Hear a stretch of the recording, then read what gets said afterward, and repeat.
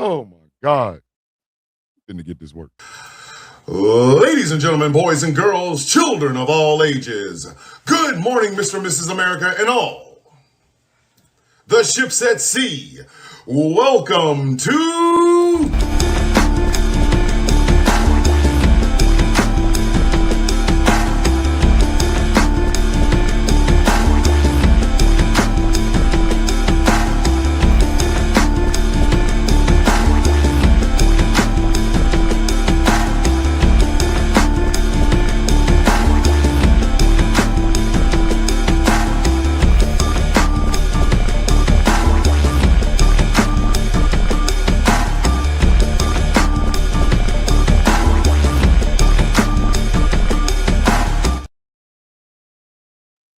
Hi. I am, in fact, not Charleston bitch ass White. I know you're thinking, whoa. Well, y'all get ready to turn the show off. Wait a minute. Wait one goddamn minute. I know. Y'all were like, this son of a bitch supposed to be Charleston White. I am not, in fact, Charleston White. But I do have a little bit of a musical accompaniment for what we're talking about today. Okay? I was ready for this. Like, you ever do a show and know what you're gonna do and what you're gonna say before you even know that the show was gonna exist? Yeah, that's me. That's me.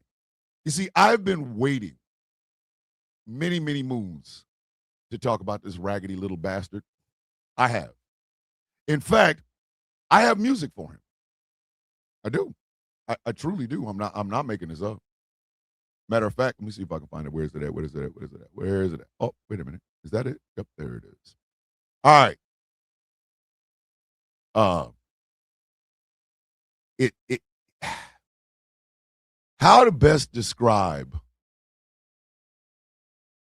this son of a bitch? How to best describe it? You could. He's a bitch. I don't know how else to say it. He is a whole wheat toasted mayo infused bitch. So what I'd like to do is give this bitch ass dude a musical accompaniment. Oh, great. Now it's telling me I can't.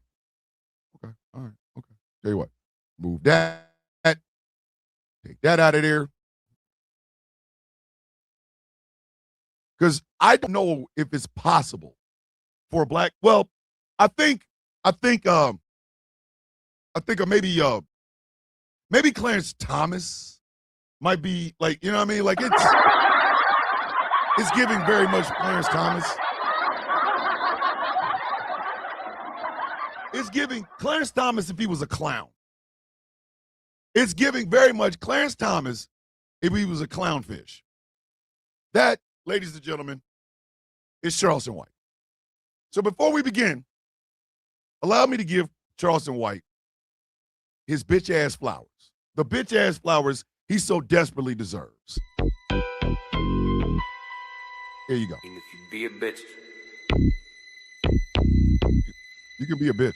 even if you get bitches, you can stack numbers, flex riches, still be a bitch, even if you get bitches. Loud on the ground, quiet in the trenches. All that bark don't mean you got intentions. You can pop tags, pop bottles in the mix, still be a. Hold on, we got a birthday up in here. If you only knew, I'ma act up just right now. Morning, all. My name is KJ, and today is my birthday. Hope all is fun on this side of 31. Love you guys. If you only knew is having a birthday today, baby.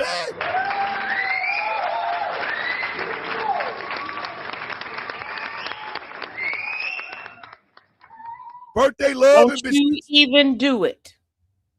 Ooh. Don't you do it. What? I want to go do it. We're not getting a whooping. I want to go do it. I got this. My EP is like, don't you do it. I wasn't even going to do it. You look like he was thinking about it real hard. No, I was not. No, I was not. I was not. Okay, happy birthday to the birthday.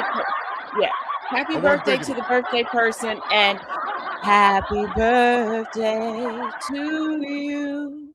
Happy birthday to you. Happy birthday and many more. Happy birthday to you. Nana, I didn't let him sing. Please don't beat me. See, nothing. You was looking like you was about to do it, and I'm already injured. I'm not built for whooping. I'm not built for whooping, sir. Keep that in mind. And get back to the music. Back to the music. Thank but you. I wasn't gonna do it. Thank you. You gonna do it. I was not. Bitch, even if you get bitches.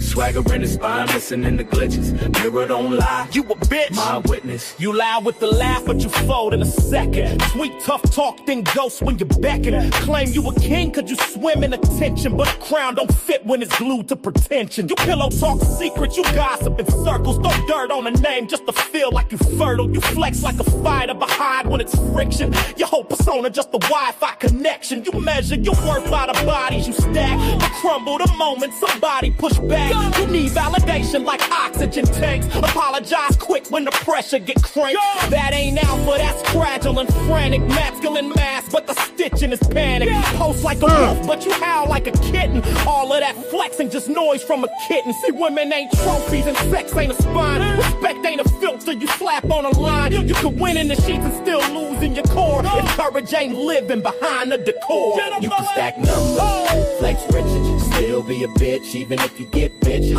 Still be a bitch even if you get Quiet in the trenches.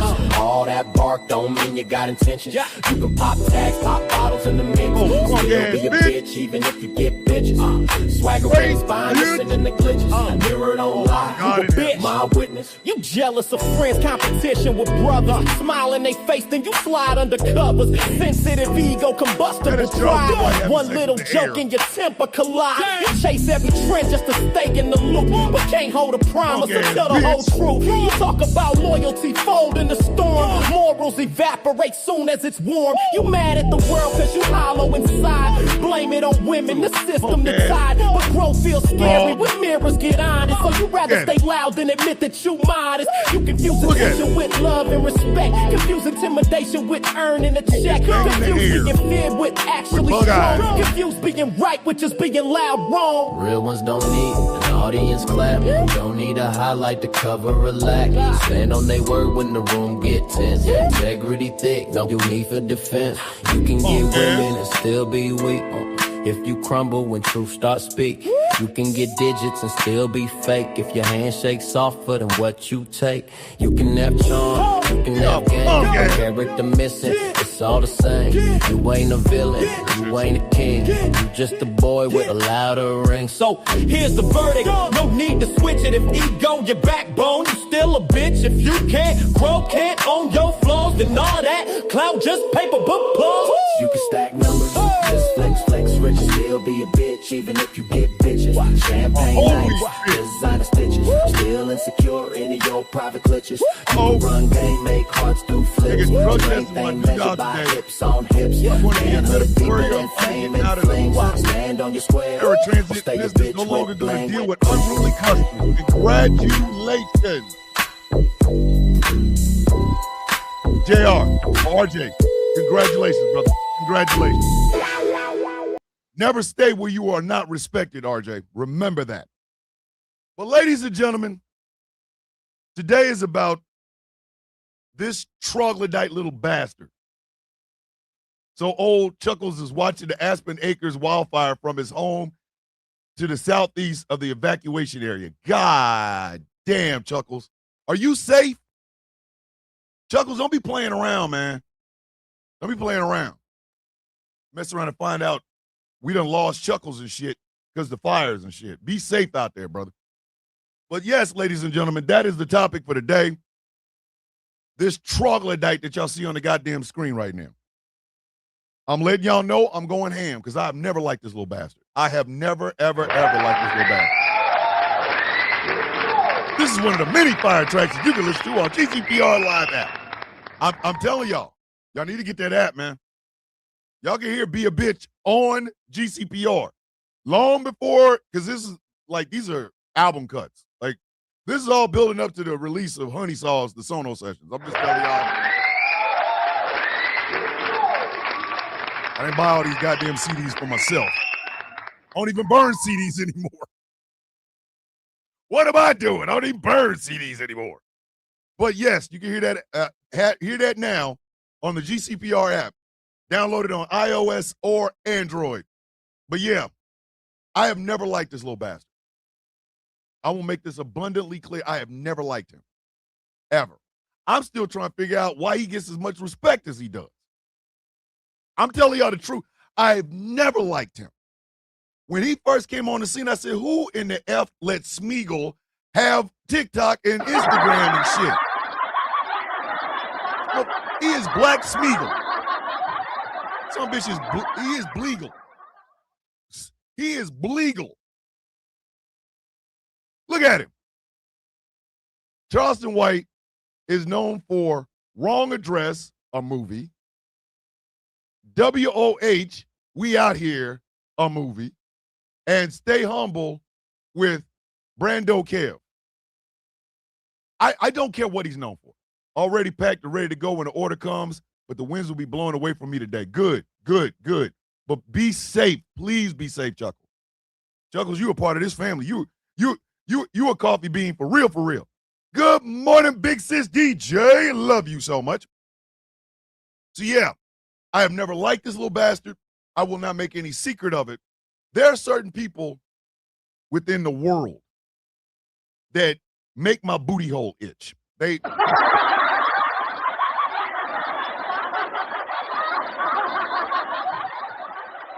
My brother is in the building, Professor Moriarty, the leader of Outcast Nation, and my brother. So we gonna start. Pause! Hey, yo. What is that? Come on. Listen, if y'all can tell me y'all look at Charleston White and your booty don't itch, there's something wrong with you. Like, okay. There you go. I see. I don't like it. I don't like it. You see, it's one thing to make your money. I will never knock a person making their money as long as people and children and animals or whatever. You know what I mean? As long as they're not hurt. But Charleston White makes money for being a coon. He harkens us back to the days of Step and Fetch It. Step and Fetch It was a millionaire. I really want y'all to understand that Step and Fetch It was a millionaire. But he was a millionaire from cooning. Jumping through hoops for chicken and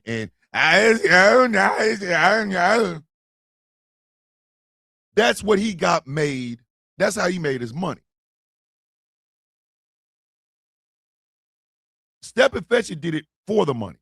Charleston White is out here cooning for the love of the game, and I don't like that shit.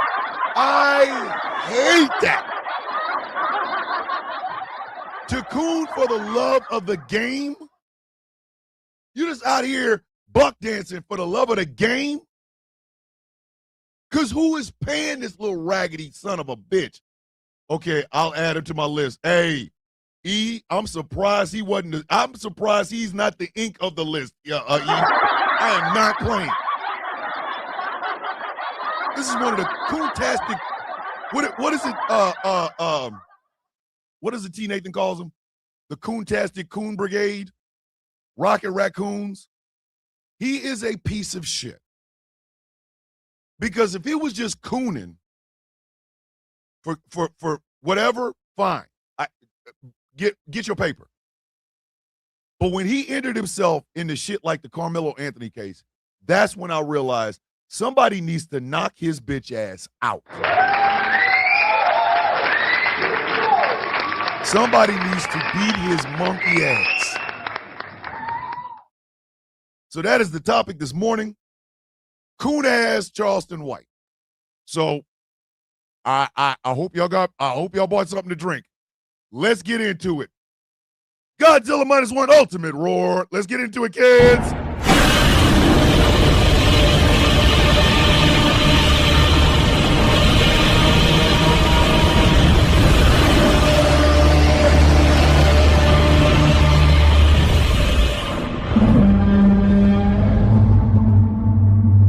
Ladies and gentlemen, boys and girls, children of all ages, good morning, Mr. and Mrs. America, and all.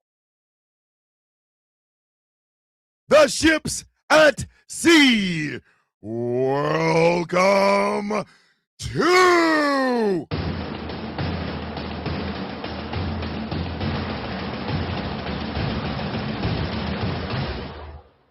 a trifling ass Tuesday episode of The Sound of Coffee on Ghost Claw Productions Radio, GCPR, where every voice matters. My name is Thomas Bishop. I am known as the villain. My title and designation is the Brutalist, the leader of the Villains Guild, a proud, upstanding member of the Outcast Nation. What are your mama joke this morning? Your mama thought I was Charleston White. She messed around and found out I was Barry White. And she was up all night getting it right. Because she didn't want to sleep with Charleston White.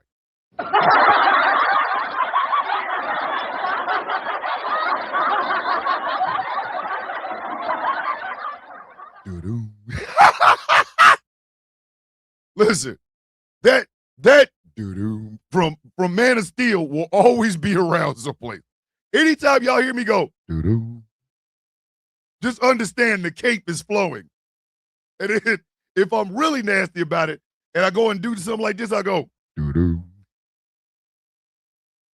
Listen, doo-doo. Oh, shit. All right. To begin this, I want to play something. Now, the man I am about to play, the sound you're about to hear, this is a whole white man. Bruh man is white. I'm talking chalky white. I'm talking flour white. I'm talking cocaine white. All right? This man is white. Charleston White's mama coochie is on my lips.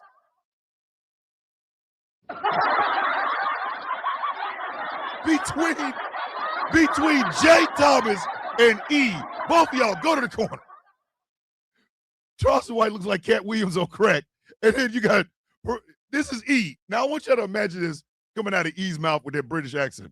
Charleston White's mama's coochie's on my lips.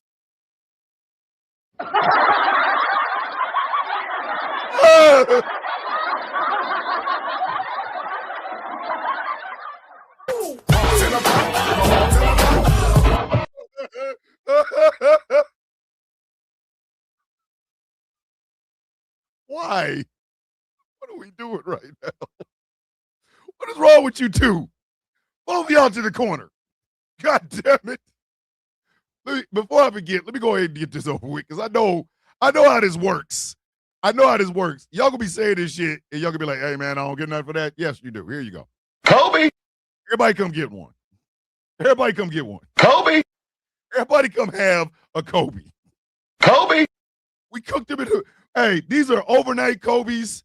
They were made with a little bit of spicy, a little bit of spice, a little bit of cinnamon in the dough. You know what I mean? Kobe. We just out here. Come get these Kobe's. Kobe. Y'all take two. Everybody take two Kobe's today. Goddamn. Kobe. Y'all come get these mugs. He out here talking about his mama's coochies on his lips. Sir, I don't think Miss Outcast is ready for that, sir. God damn it. Kobe. God damn it. And then Jay Thomas is like, you know, he looked like Cat Williams if Cat Williams smoked rock. Like, God Kobe. Come get these hot Kobe's, God damn it. Kobe. Y'all make sure to put some of that honey butter on these Kobe's. Kobe. Oh my goodness. Hey, listen. See, Jack's mom. So you got me. I told my boyfriend about the Superman combo. He agrees Henry Cavill is the Superman. Doo-doo. Kobe.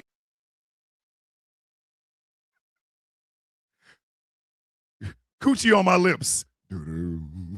Kobe. Hey, Miss Outcast is not ready for that. Miss Moriarty is not prepared for this shit. Kobe. You seen it like, I'm trying to work and listen to Coochie Lips. Not the Coochie Lips. Come on, Chasina, you know how we get down.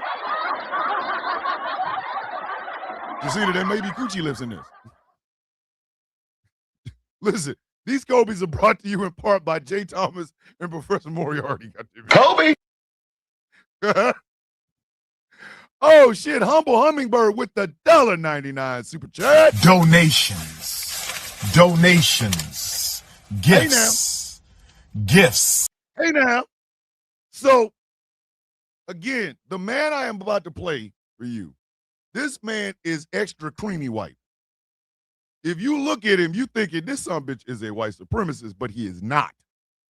Now that I've described this man, I want you to listen to him and what he says about Charleston White.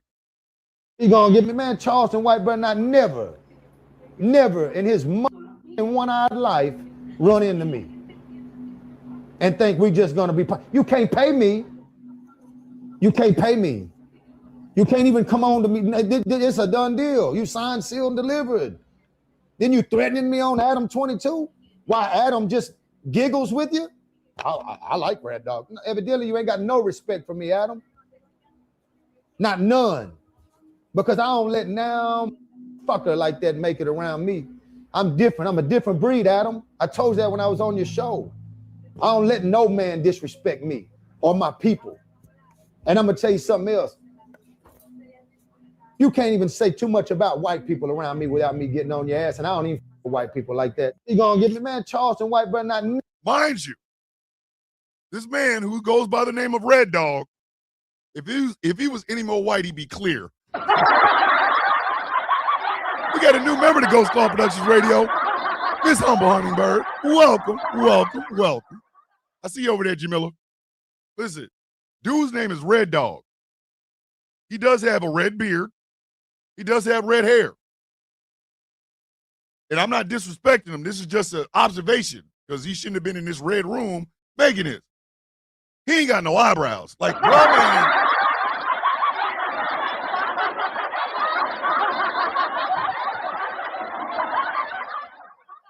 Red Dog ain't got no eyebrows. Okay? He got a beard. He got red hair and ain't got a stitch of eyebrows. That's not the dude you want to roll up on, dog. Like that.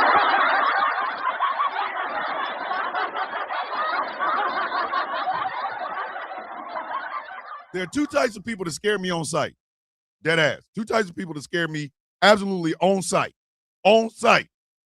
Number one, a man that walks and growls. Why are you growling, sir? Like, what is going on in your life that you growl?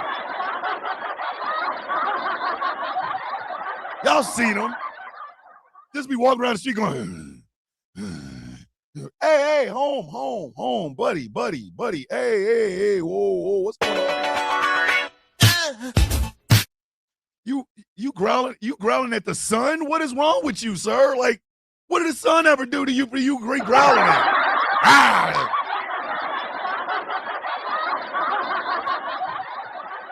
What's going on, bro? Nothing. Are you all right? I'm fine. Are you okay? Yeah, I told you I'm fine. Why you talk like that? Man, I don't know, man. Just, hey. The hell is wrong with you? Josh Jones, Sphinx Award winner, musician Josh Jones in the building talking about, sir, you are not DMX. You shouldn't be growling. Just, dudes walking, just growl. What you want on your pancake? Syrup. What did the syrup ever do to you, dog? So them people, like, those people, I tend to go, oh, shit, he going left, I'm going right. But the second type of person that really throws me off is somebody without eyebrows. I'm sorry. What you want me to do? I don't care what race, nationality, religious institution, sex, or sexual orientation. I don't care. If you ain't got no eyebrows, I don't want to. What am I going to do with you? Like, oh, shit. Hold on. And if you growl, ain't got no eyebrows, I feel like this. Hold up. You gonna get this work. He gonna get this work, nigga. I killed you. Hold up. He gonna get this work.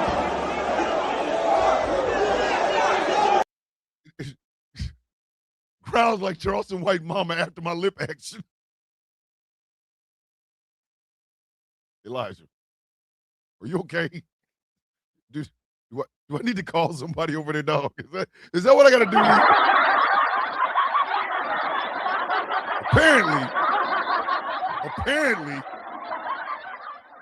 Apparently, my brother E is like cunnilingus today, buddy. It's all cunnilingus. Like what?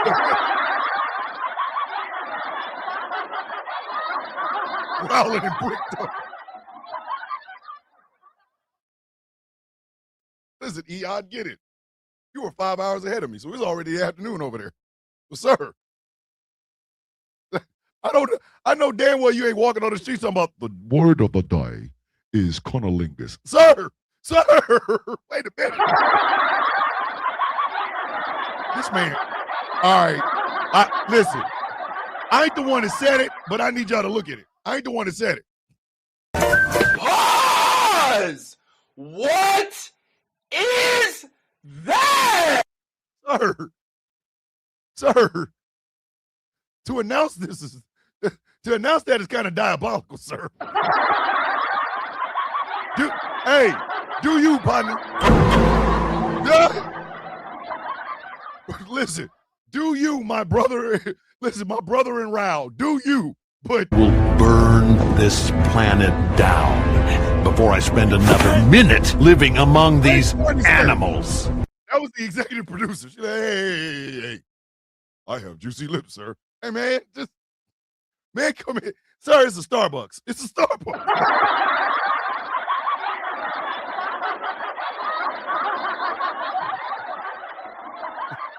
Up in my head. Good night, fella.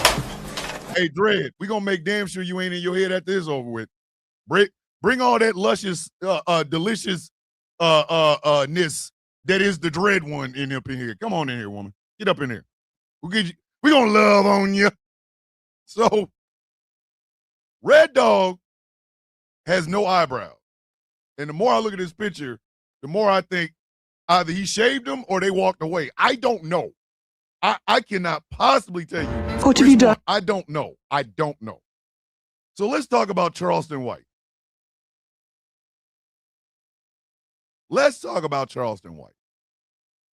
What do we need to know about Charleston White? Well, he's a piece of shit. There's a starting point, right? He's a clown. He's a clownfish. He is a straight up clownfish, right? He's a straight up clownfish. But more than anything, he's dangerous. Because like I said, he's just been a regular schmegular ass clownfish all this goddamn time. Nobody really cared. Like, I'll give you an example. Here's another video. made George Floyd jokes for years. Black people in the crowd cringe. I've seen, white women that look like school teachers get up and walk out. I made 2 cruel jokes about Charlie Kirk. I remember that. You went on a rant. Yeah, I lost over 13 comedy shows. They canceled 13 comedy shows. For the Charlie Kirk joke? Why were they booking this bitch in the first place? Who? Listen, apparently comedy needs a hint. Hey, my name is Tom. If you would like to book me for a show, and I won't even charge whatever the hell Charleston White's charge. I'll charge, give me $1,000. I'll give you a whole 30-minute stand-up routine. You do not need to be booking Charleston goddamn White on your shit. Hey, Ashley, you here now, and you sexy, so good morning. If y'all are that hard up for talent, just ghostclawprod@gmail.com. Just email your boy, man. God damn.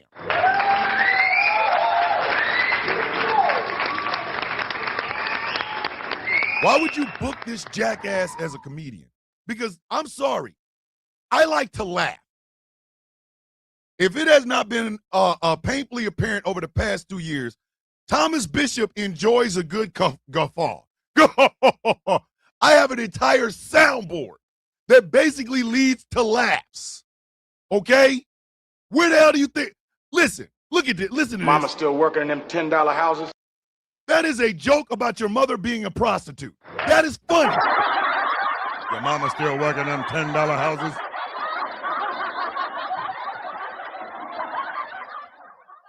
When something is way too damn much, we go, whoa, brother, whoa, now. You got too much dip on your chip. I can translate that into a joke like, whoa, brother. Whoa, brother. Got way too much dip on that chip. Because of Mr. Lips over here, Professor Moriarty, we have this. Keep boom boom down. Really keep boom boom down. All right, so I can be funny. You know, I was out there with that woman, and you know, she was in the car. She was like, "Hey, what are you doing tonight?" Like, I don't know. What are you doing? Well, I'm gonna go in and shower and shave and bathe this coochie. I'm guessing you want some licky boom boom down. I'll be right there. Licky boom boom down. See? Jokes. Funny. What the hell would you book this jackass? I don't know where this, I do not know where this palmetto cockroach with a hat on came from. I don't know. It wasn't until he hit my radar that I was like, yo, who is this piece of shit? Who is this piece of shit? So we lost gigs because of a Charlie Kirk joke, but he made cruel-ass jokes about George Floyd, and people kept booking him? Oh, no. I couldn't have been somebody in the crowd. I'm not leaving. Oh, better yet, I am leaving. I am. I'm leaving here with something. You know what I mean? I'm from around the way. I'm leaving with something. Charleston White would have had to see me in the parking lot. That's how Charleston White would have had to see me in the parking lot. I make sure to wear a pinky ring. Hey, pimpin'. Playboy, I need you out in the parking lot right quick. 15-11. I just need 15-11 minutes in the park. Hey, pimpin'. I need you in the parking lot. 15-11. Bitch, I'd make sure to wear a pinky ring just so you know I mean what the hell I say. Because, you know, if you wear a college class ring, that doesn't really give the same thing that you want to say when you that you can say with a pinky ring. Hey, pimpin'.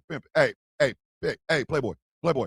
That George Floyd joke, yeah. Pimpin', I need 15-11 minutes in the parking lot, pimpin'. I need 15-11. 15-11 parking lot. Oh, so I would have left with something. Listen, Jay, I'm telling you. I'm leaving here with something. I'm leaving here with something. You know what I mean? I'm from around the way. I'm leaving with something. You'd had to drive home. Here are the stats on this troglodyte. Charleston White, born May 17, 1977, is an American social media personality, comedian, and motivational speaker. Who is he motivating? Oh my God! Who is he motivating? All right. Consider this a confession time. So you will not be judged here.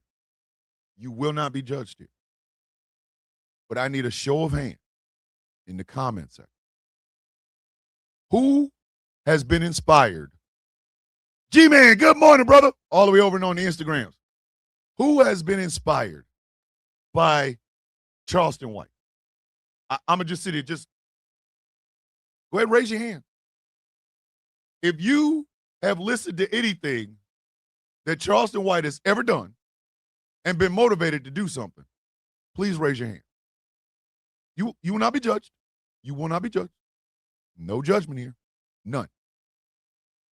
I will raise my hand because Charleston White has motivated me to get in shape, to lose weight, put on some more muscle tone, so I can beat his ass.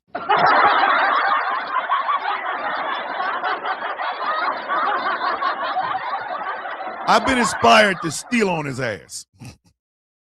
I've been inspired to go for jaw meat. That's what I've been inspired for. Hold on, look at Dredd. Look at Dredd. He's motivated me not to listen to him.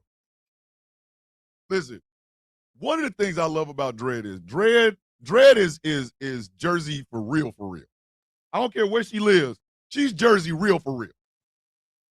Dredd is the sort of person that would snuff a dude before I even got a chance to talk to her. That is why I love Dredd. I love Dredd for the exact same reason I love my sister Lizzie. For the exact same reason. Same reason I love Taz. They gonna start it, and I'm gonna be like, oh shit, they did it. All right. Punching is we throwing blows now, goddammit. That's what we doing. From Fort Worth, Texas, he is best known for his highly polarizing online presence, provocative commentary, and controversial takes on hip-hop, street culture, and current events. He's the man that called King Von a serial killer. Now, the story of King Von is just, I don't even want to get involved in it. That's some Chicago shit. I leave it where it is. He motivated me to keep my job. Let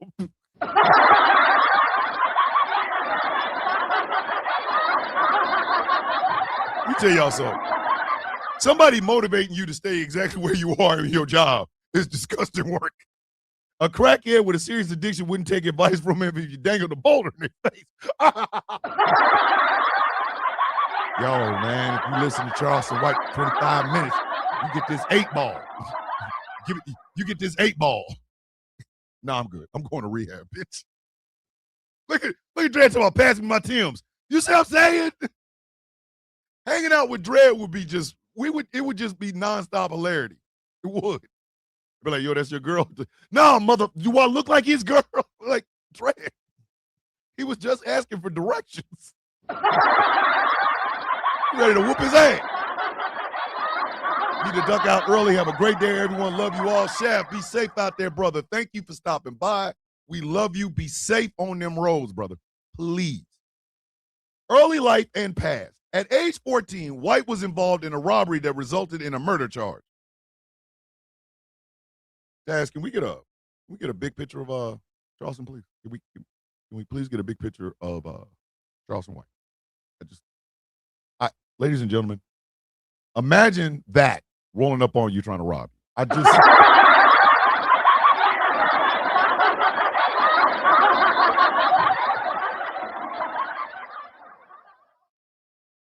If that ran up on me trying to rob me, it will be the first time in my entire life where I find out whether or not I'm a Viltrumite, because I'm going to beat the shit out of this.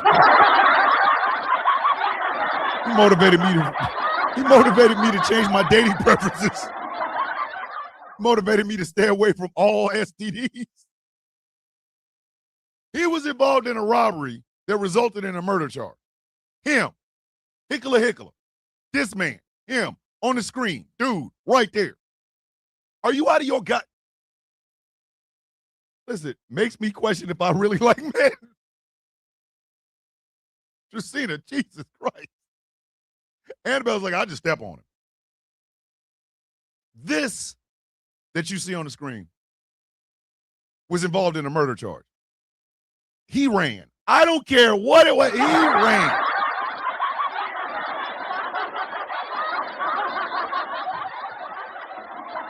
He makes me feel lucky I have a job now. He served time in a juvenile detention center and spent nearly a decade behind bars.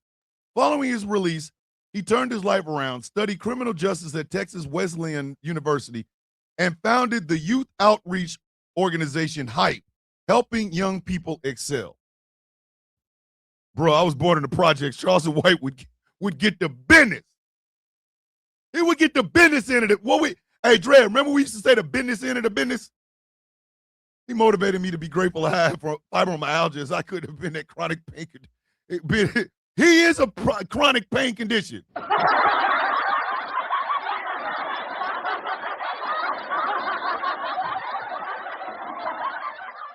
So this trifling trick-ass dude is supposedly a motivational speaker that came up with something. He's a real-life living color skit. God damn. Yo! Kobe, God damn it. Kobe, bitch. Kobe? God damn. But he came across I came across this dude when he was talking about black women. I came across this dude when he was talking about black women. So it was at that point that I realized I really want to whip this dude's ass. I genuinely want to do that.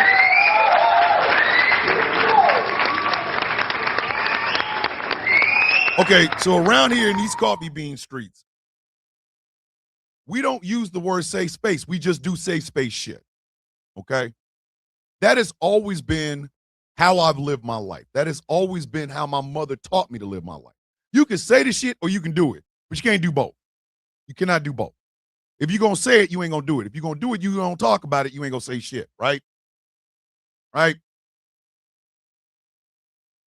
So when I say I protect black women, I don't say it. I just do the damn work.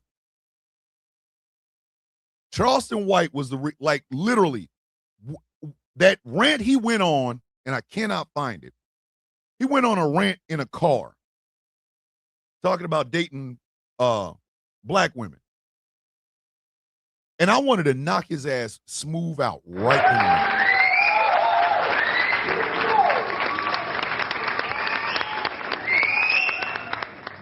Because for whatever reason,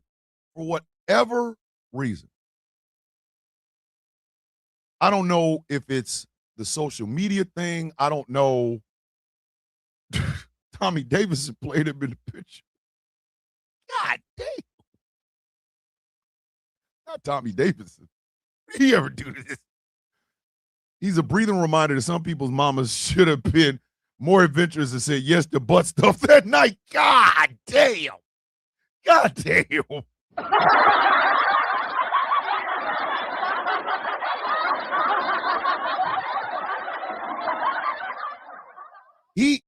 Hold on, Annabelle, hold on. Wow, we knew what that lollipop guild would look like on crack. The lollipop guild on crack, Annabelle. Word. We working now? That's what's popping. That's what's popping in these coffee bean streets, Annabelle. The lollipop guild on crack. I don't know whether or not it's social media. I don't know whether or not it's clout. I don't know. But this constant need to come out and shit on black women is ridiculous to me. It makes no damn sense. It makes no goddamn sense. Like, I'm sorry, but I'm done listening to people be pro-black. I want people to act pro-black. Sorry. There. I said it. I ain't never been impressed by none of you bastards that yell out you pro-black and then do shit like talk shit about black women. I'm sorry. I've never been impressed by you. I wasn't impressed by you when I was younger. I was not impressed by you when y'all was all with them goddamn African medallions and wasn't washing your ass but covering your booty cheeks in Egyptian musk. Talking about, no, not a C for effort. That's an A for effort, Annabelle. That's an A. That's a real A. I was never impressed by you punk ass dudes. Never. Walking around here smelling like Egyptian musk and stale corn chips because you never washed your ass. But you was all about the black family and the black love and the black love. But you wanted black women in the background. I wasn't impressed by you hoes in the 80s. I wasn't impressed by you bitches in the 90s. I wasn't impressed by you bitches in the 2000s. Because all you said, all you were talk. When it came to actually doing, you never did. I was never impressed by you bitches. Never. That's probably why it's probably one of the reasons when I had a chance to join the Nation of Islam, I didn't. Because I like dead ass. I was never impressed by these dudes. So for men like Charleston White to be shitting on black women in 2020, whatever the hell, it just goes back to what it was that pissed me off in the first place. It goes back to what pissed me off as a kid, right? So he said something about black women. He said something about black women. And I just realized, I'm going to knock him out.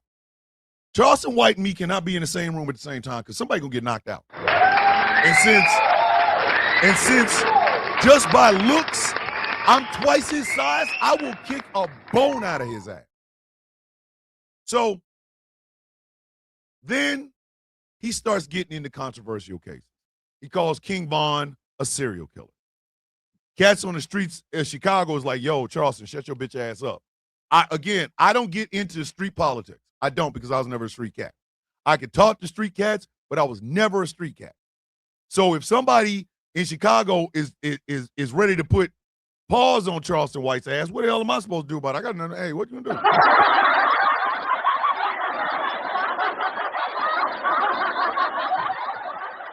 Listen, I'm minding my business. I am minding my business. Yo, man, we from this block. We looking for Charleston White. He right over there. Good night, y'all. Building, the hell you talking about? I ain't staying there for that. And like he said, he made jokes about George Floyd. But see, what Charleston White likes to do is be on both sides of a conversation. Both sides. Both sides. He likes to be pro this and anti this at the exact same goddamn time. Now, I don't know if this is true. Oh, you motherfuckers. Okay. Supposedly, all right. It says, hold on.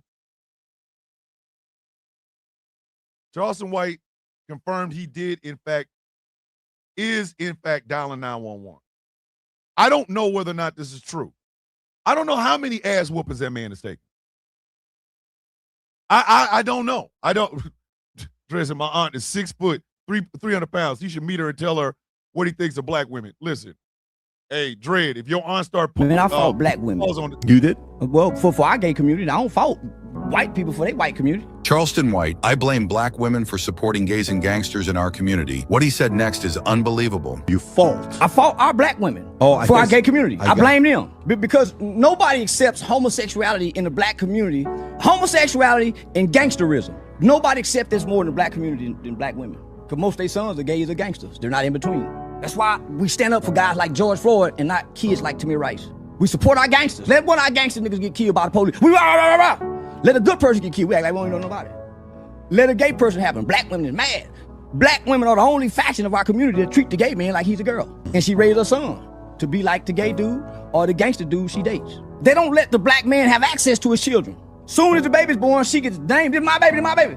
In order for him to even have rights, he has to go through the government system to put child support on himself that ultimately restricts him and puts him in and out of jail bag mode. First off, Angry, I know you're going to be mad at me, but I'm going to just say this out loud. Fuck Patrick Bet David.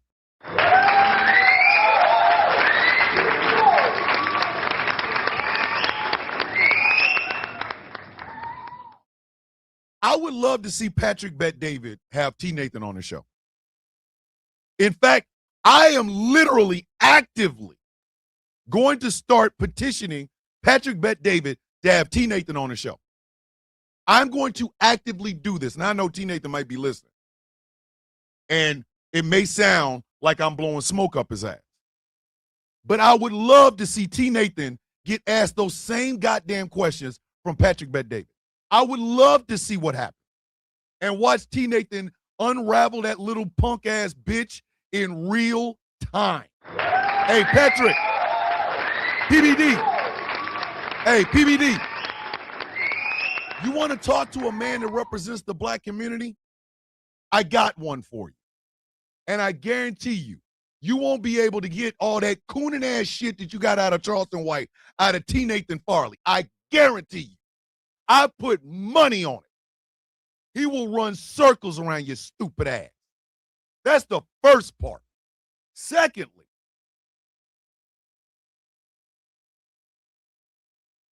here's my confession.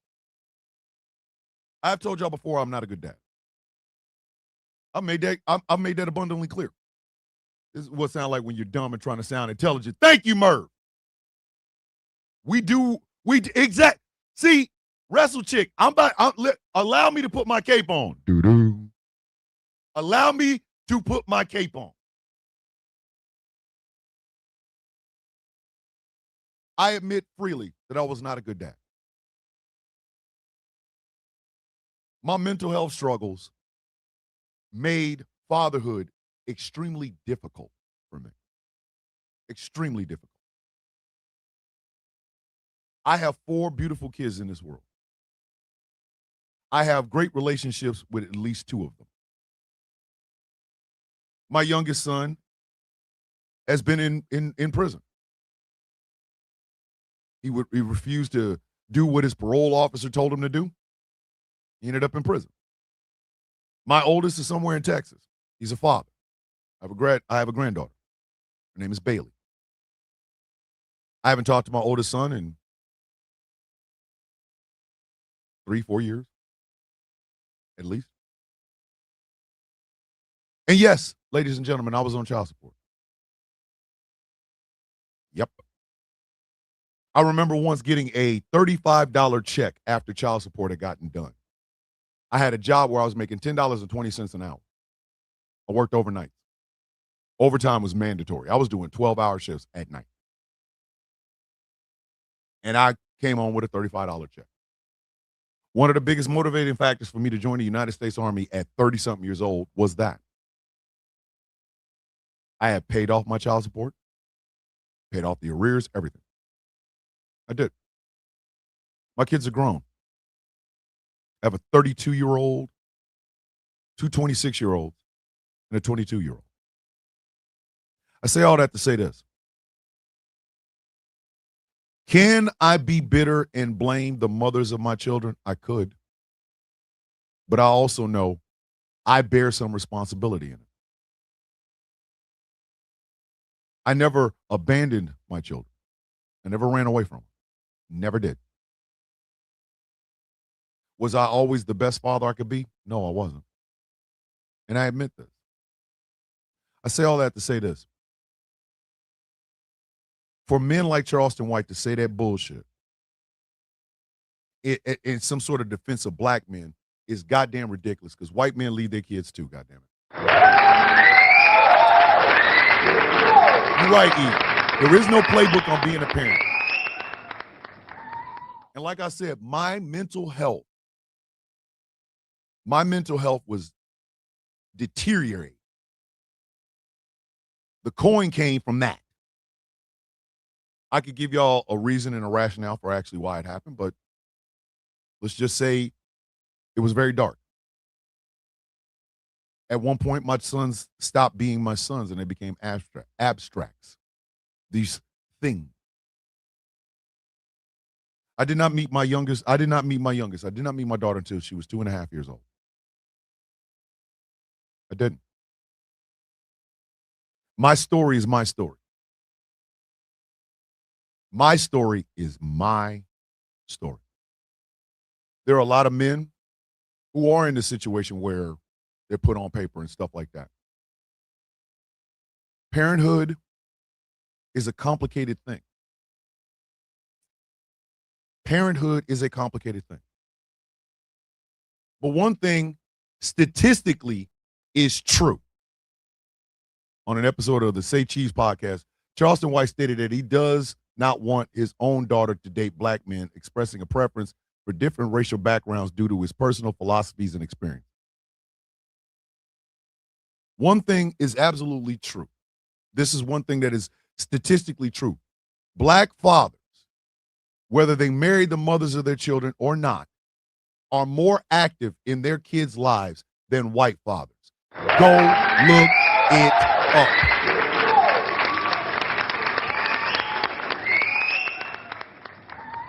I bought my kids Christmas presents, Easter baskets. I remember their birthdays. I remember to get them gifts, even if I wasn't there. Even if somebody else took the credit, I didn't care. Because my kid got what he needed. She got what she needed. Statistically, even with mental health problems, I was more active in my kids' lives than a lot of white fathers that walk out on their children. And ladies and gentlemen, do not misunderstand me. Absentee fatherhood is not a black thing. Men walk away from their children.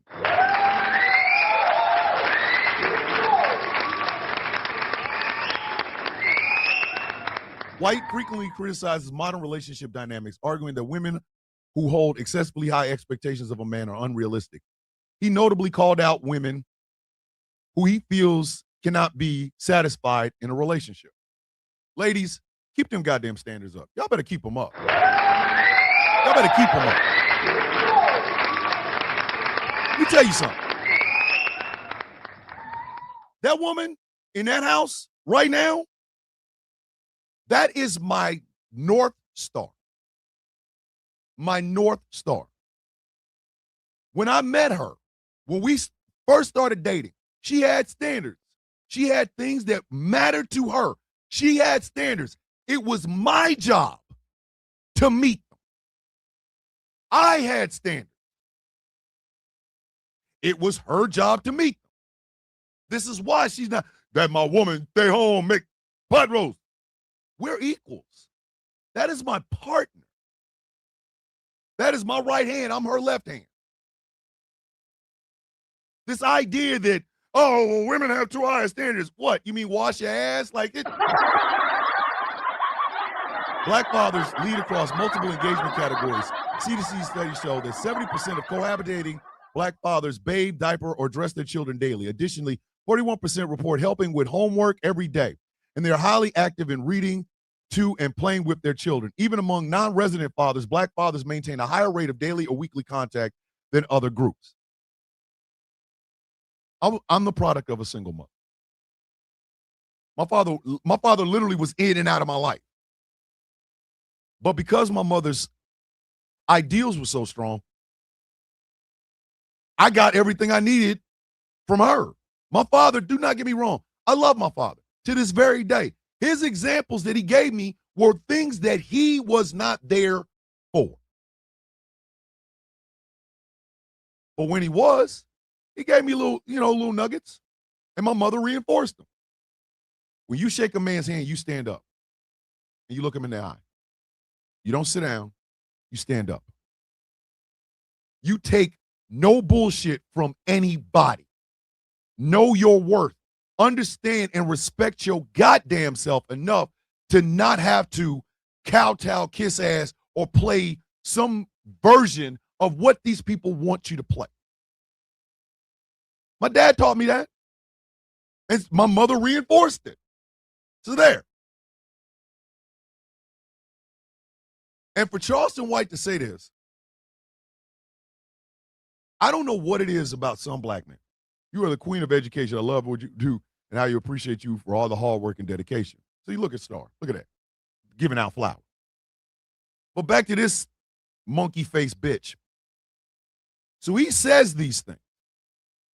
He goes on places like Trap Lord Ross, who our UK coffee beans, can y'all find Trap Lord Ross and beat his ass, please?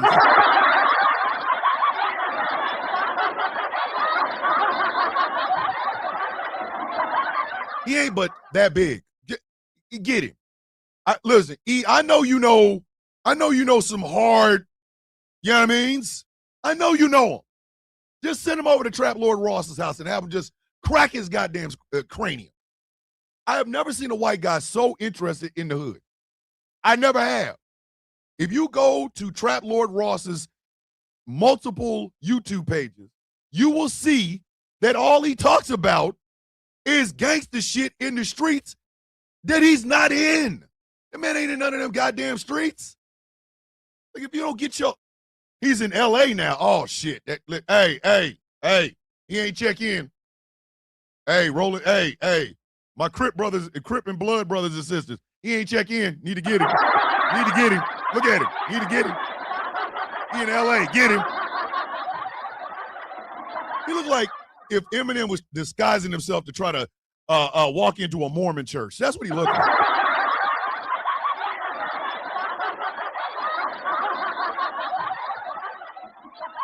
But in that pool of the algorithm and clicks and views and shit like that, people like Charleston White exist. Now, if they were just these goofy internet dudes that said goofy internet shit about the hood and shit like that, nobody would take them seriously. There are 1,000 Charleston Whites in every hood in America. There are thousands of them. Same clown-ass behavior. Charleston White reminds me of the crackhead that gave us free cable in our house. He does.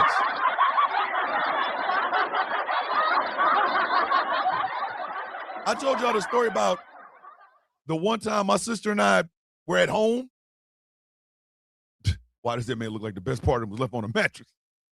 Damn it. I told you about the one time that that's a Kobe. That's a Kobe, goddamn. That's a goddamn Kobe. That's a Kobe right there. That's some Kobe shit right there. Kobe. But my sister and I sat there and watched the crackhead climb up on a telephone pole. He was trying to get cable to the last house on our little road. There's 4 houses. The last one. She finally got enough money to get him cable. Get her kids and shit cable. So this crackhead climbed his ass up there, opened up that damn transport. He opened up the box where the cable shit used to be, and a blue lightning bolt like this. That shit was about that long, and it was thick, solid ass blue. Hit him right in the goddamn chest, and he fell all the way down on the ground. And I looked at my sister Liz like, he dead. Like he is dead. Bro man dead. Bro man dead. He looked like an advertisement for birth control. So I looked at Liz, I was like, he's dead. Liz's like, no, he's not. I'm like, he's dead. Did you see the size of that damn lightning bolt? He dead. About 5 minutes later, he got up, shook it off, got back up there, got that woman a cable, came back down, got his $25 and took off. Now give him a YouTube channel. That's Charleston White.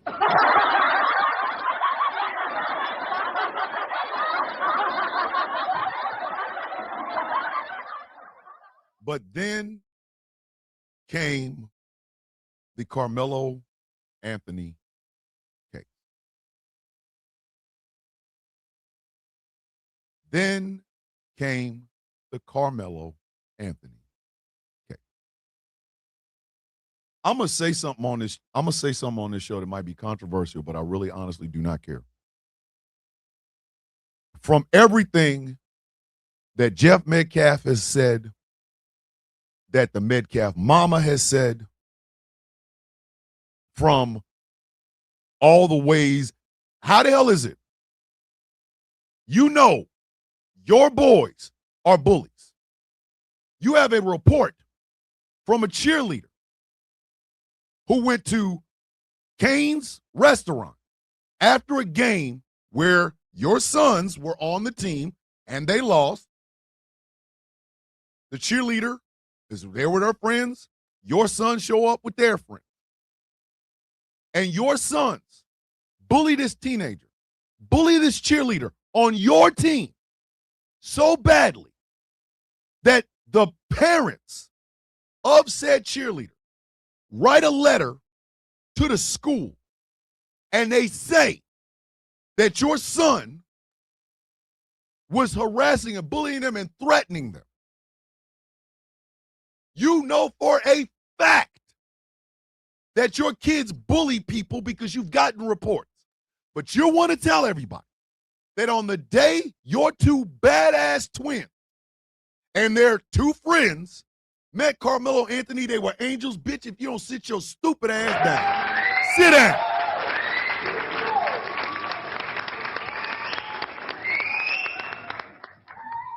Jeff Metcalf went racist way too quick for me. Watermelon felon. How's that right? Nah. Like Matumbo. No, not in my house. I want to take the time to apologize to Carmelo Anthony's family. Man, I was all the way wrong about that kid. I was all the way wrong about that kid, homie. Yeah, he was just indicted. I was all the way wrong about that kid. I met with his father. I've been meeting with his father regularly. I had opportunity to talk, piece him up. He go beat these charges. I was under the impression that he brought a knife to school. So I'm take a knife to school, fuck him. He didn't take a knife to school. He didn't even know these two white boys. These two white boys just came over there with him because he was with another kid that knew those white boys. So he a new black kid who these big old white boys, big white boys. He a small frame kid. One of the white boys was on that side, one of the white boys on that side. So either way go, they had him blocked in. And these some big white boys. These are some big, violent, aggressive white boys who got guns. And not only that, the one he killed whooped their daddy. See, the daddy coming into the picture playing like he been around. The daddy ain't been around.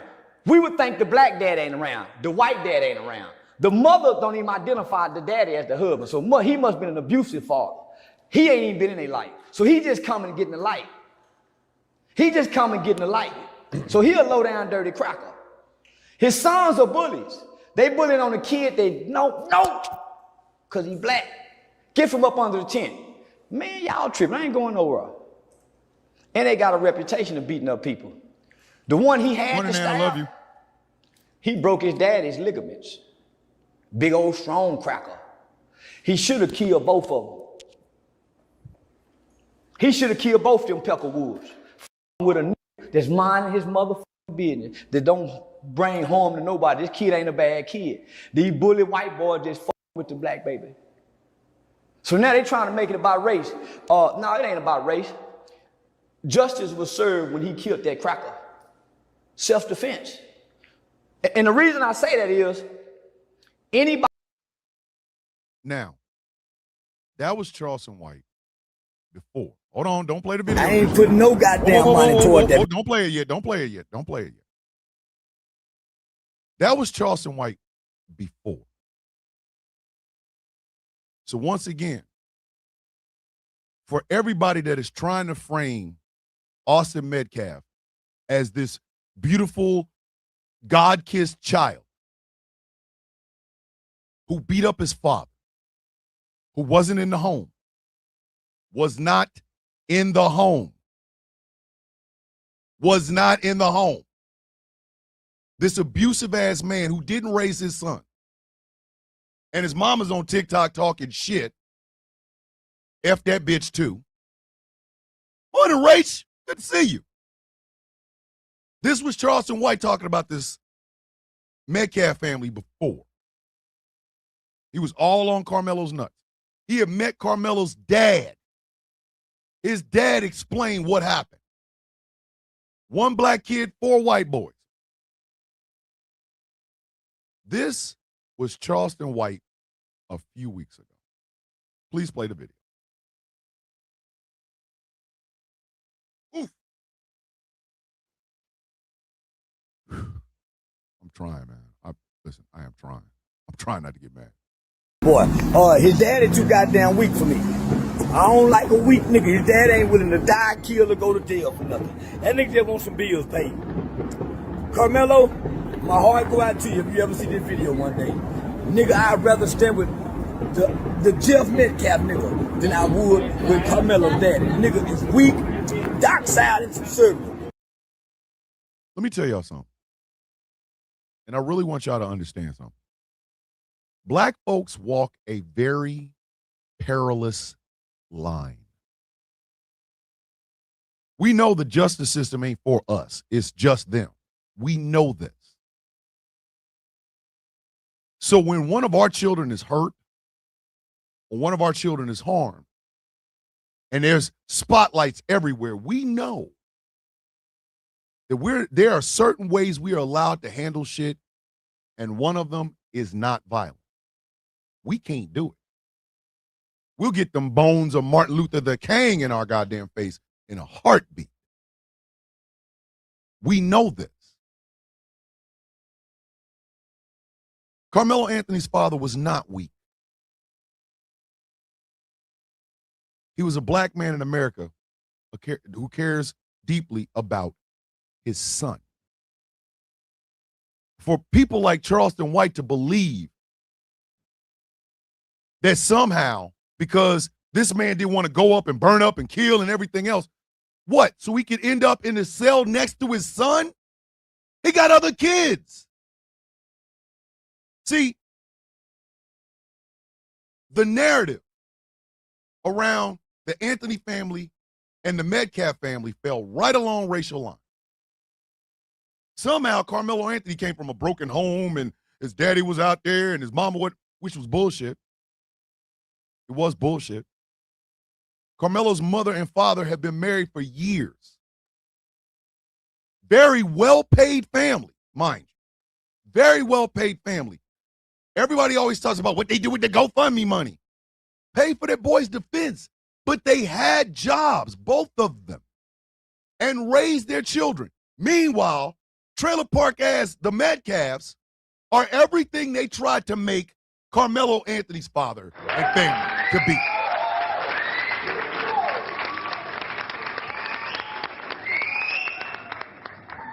Broken home, check. Abusive father, check.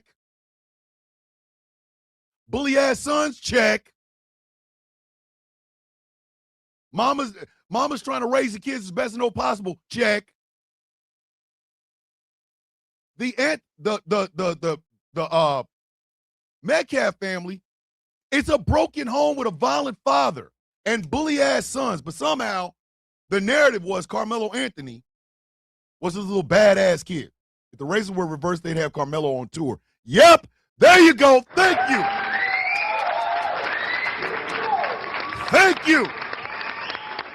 Way to go with the three-pointer from out of absolutely nowhere. That man was coming out of the car with that three-pointer, goddammit. Kobe. It's true. True.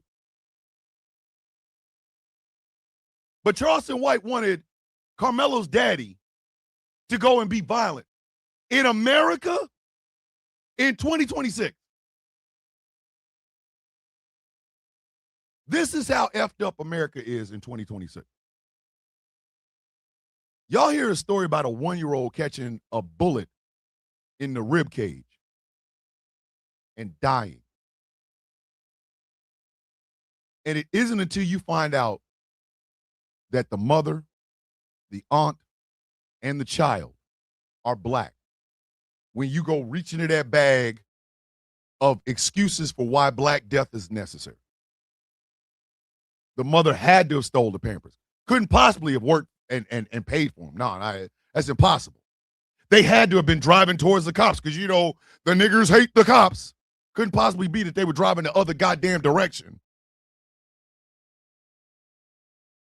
That baby's death means nothing. Nothing. Nothing. And you think black folks somehow don't care about our kids? Are you out of your goddamn mind? Yes, we do. We absolutely do. But for some reason, when the skin is black and the baby's dead, it's the mama fault. Ghetto, usual suspects, blah, blah, blah. But everybody tried to paint Austin Metcalf as an angel. You mean an angel from a broken home. An angel whose dad was violent.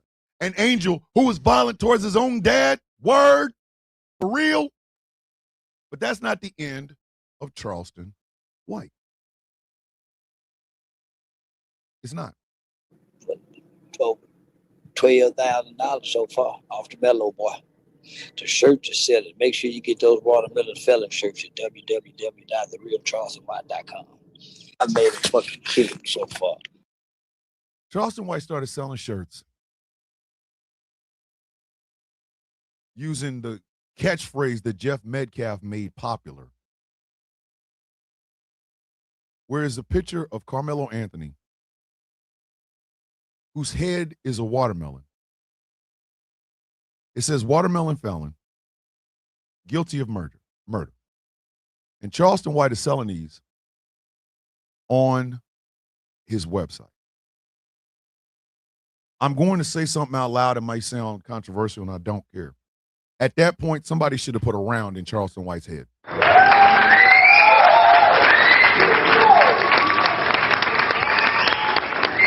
There's no way in hell Charleston White should still be walking around here conscious. We should be seeing the ghost of Charleston White right now. For me, that's when he stepped over. That is when he finally stepped. I was like, you know what? If something happens to him and he's no longer on this goddamn earth, I don't feel nothing. Because there's cooning, there's stepping, fetching, and then there's that shit. That shit is a totally different animal. That shirt, that one, the one that is currently on the screen right now. That man said he made 12 grand off of selling these shirts. I don't know how much money he made. If he made more than $5, he should be dead. There, I said it.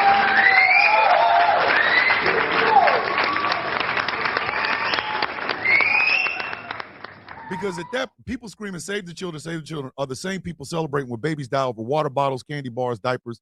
It's disgusting.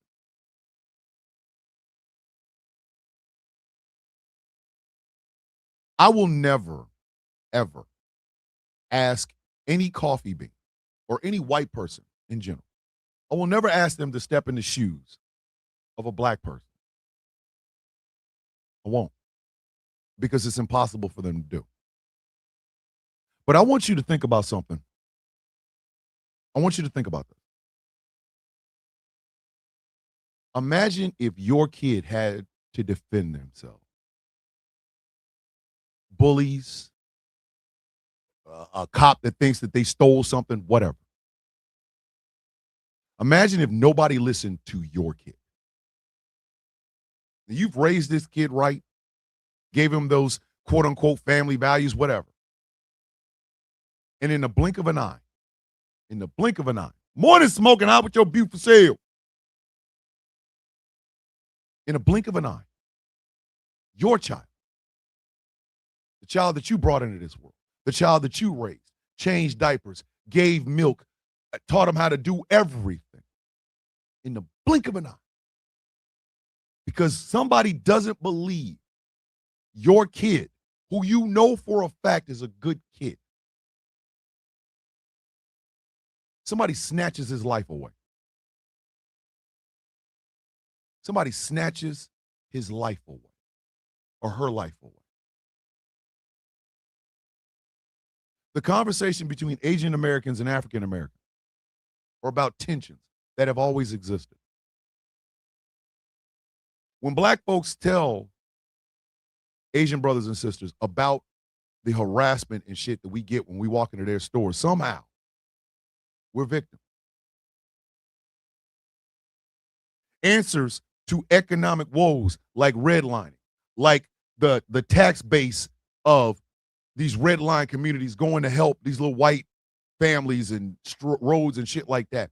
It is called, that economic woe is met with, well, if you just pulled up your pants and found your father. The everyday indignity of having to prove yourself every single time you walk out the door. Every time. Having to suppress microaggression. Having to, you know what I mean? Just hold all that in. Epigenetics start to kick in because you're going through what your daddy went through, and your daddy went through what your granddaddy went through, and your granddaddy went through what your great granddaddy did. This, that, and the third. Now imagine if somebody that looked like you did some shit like put a black kid's face superimposed on a watermelon, called him a watermelon felon, put that on a t-shirt, and sold it. How badly would you want to watch their heart beat after you rip it out of their goddamn chest? How fast? How fast? How fast?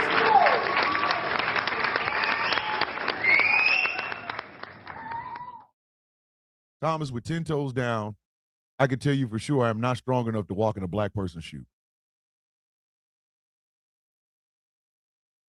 You see, we're used to racism. We're used to it.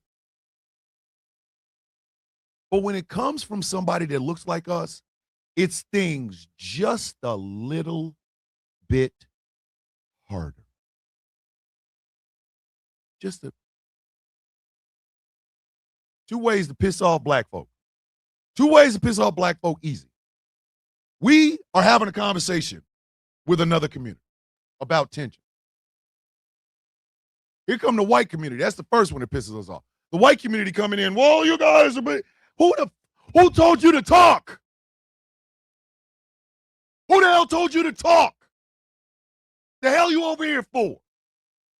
Mind your business. That's number one. Number two is when it's one of our own. You know what we're talking about, dog. You know. You know we're not making this shit up. The most offensive thing that I've ever heard a white supremacist say is we was kings. That comes from the we were kings ideal. They use it as a slur. And then here come Charleston White selling that racism for what? $25 a pop? This is when Charleston White went from being an annoyance to a problem. This is when I started to want to put pause on this man. This is when this is when I started waiting for the inevitable Charleston White shot to death. You see, in America, if you talk bad about black folks, they'll put you on Patrick Bet-David. Talk bad about Negroes, you'll get a show on the Daily Wire. No disrespect to my Jewish brothers and sisters. I want you to listen to this. I want you to listen to this. They infantilize you. They infantilize you. You know how I know? Because there is no Jewish identity. Y'all can't be anything other than victim. Not survivors. Not strong, beautiful, whatever. No. Let somebody say something about a Jewish person. Your organizations start coming out. That's anti-Semitic. Now you start losing brand deals and stuff like that because they know you don't mess with the Jews. So where's the Jewish identity? Where is Jewish love? Where's Jewish hate? Where's Jewish anger? Where is it? Oh, no, you're not allowed to have it. See, that's the trade-off. They will protect you like you're a baby, but they won't let you grow. We're talking about black people. Oh, you'll get a show on Fox News. They tell you all the time who matters and who don't. I'm going to say that again. They tell you all the time who matters and who don't.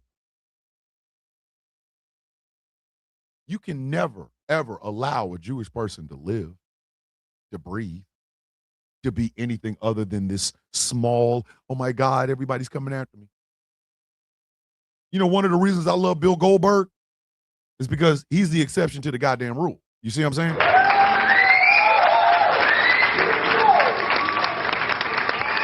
Yep. Thank you.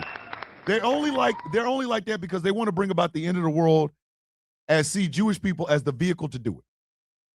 Got to protect them so that we can murder them at the end of the world.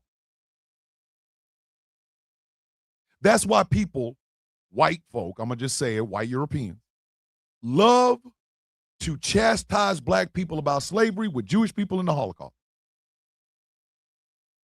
You ever notice that? That is a comparison that should never have happened in the first place. It never should have happened in the first place. The only thing that connects chattel slavery in America and the Holocaust is the hands of the people that did it. White folk. White people.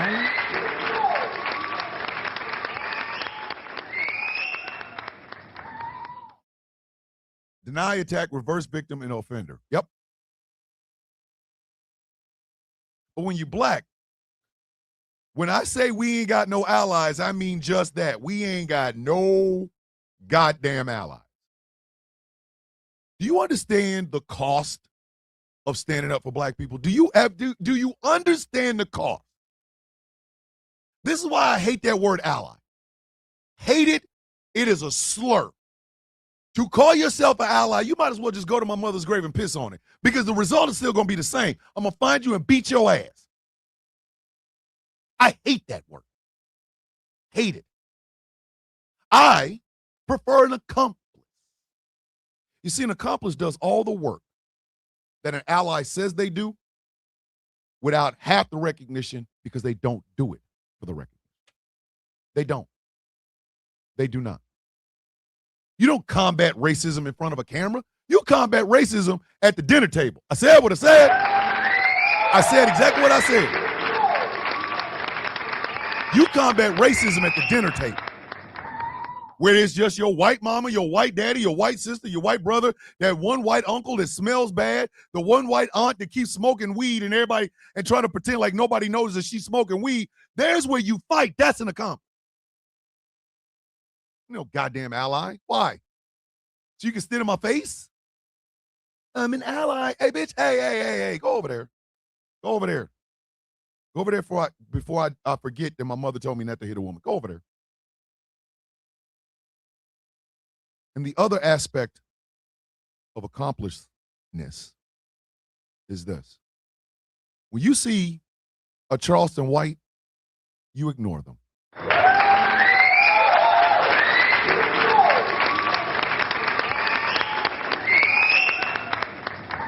You don't buy shirts from a guy like Charleston White. You criticize a guy like Charleston White. You could do it without using racism, but you goddamn sure better do it. Don't wait for us to say it. You do it. The moment that shirt hit the streets, white people should have been in a goddamn uproar. How dare you, sir? With your raggedy bitch ass. How dare you? That's a kid. Put in a situation where no matter what he does, it's wrong. If he stands there and takes an ass whooping from 4 white bully ass kids, his ass is in jail, his ass is in the hospital. They get to walk free because, you know, they were promising students. If he defends himself, he gets 35 years. White people should not be entertaining Charleston White. Do not misunderstand. This is the fame that I built. This. One of the reasons I hate the idea of being a content creator. I have, since day one, been a social commentator. It is a title that I hold on to for dear life. It is the impetus and the basis for every goddamn thing I've ever done in front of a camera since 2020. If I was to give myself, because we got the 3 A's, activism, advocacy, and awareness, I would say that my title and designation is the brutalist. My particular subject is awareness. That is what I do. Can I be an activist? Yes. Can I be an advocate? Yes. But first, you got to be aware of the problem that's going on in the first place. That is my job. So whatever fame you see from this starts there. But guys like me, we don't become Charleston White famous. You know why? Because we make everything uncomfortable for everyone in the room. The hell I look like selling y'all some bullshit, knowing goddamn well I am hurting my own community. What kind of horrible goddamn person would I be?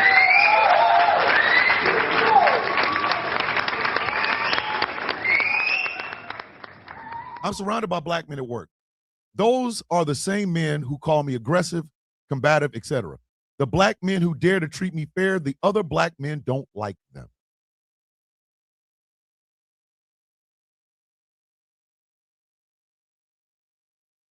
Guys like me don't become Patrick Bet David guests. Because I didn't come here to butter your biscuit. I did not come here to make white people feel comfortable. I came here to tell the mother effing truth. I don't play for the algorithm.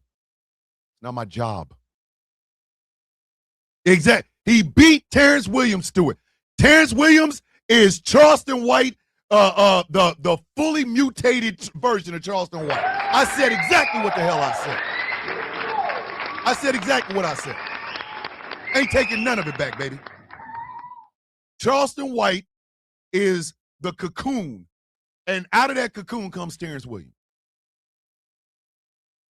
Candace Owens became famous for dogging black people, finding any angle to bash black people. When did she start getting heat? When she started talking about the Jews. Officer Tatum, this big, fat-ass, dumb-ass son of a bitch. He's met Benjamin Netanyahu, and he's always on television, and people bring him in. Piers Morgan will bring him in because he will find an angle to bash black folks. He will find an angle. That man will find, oh, shit, a white woman does something horrible to a black person. Let me find a way to villainize him.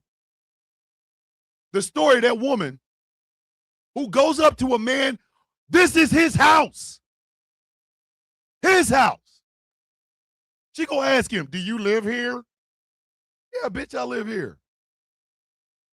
And her way of bringing attention to the fact that she thinks this black man is breaking into this nice house is to scream for help. Had the police show up, all kinds of shit.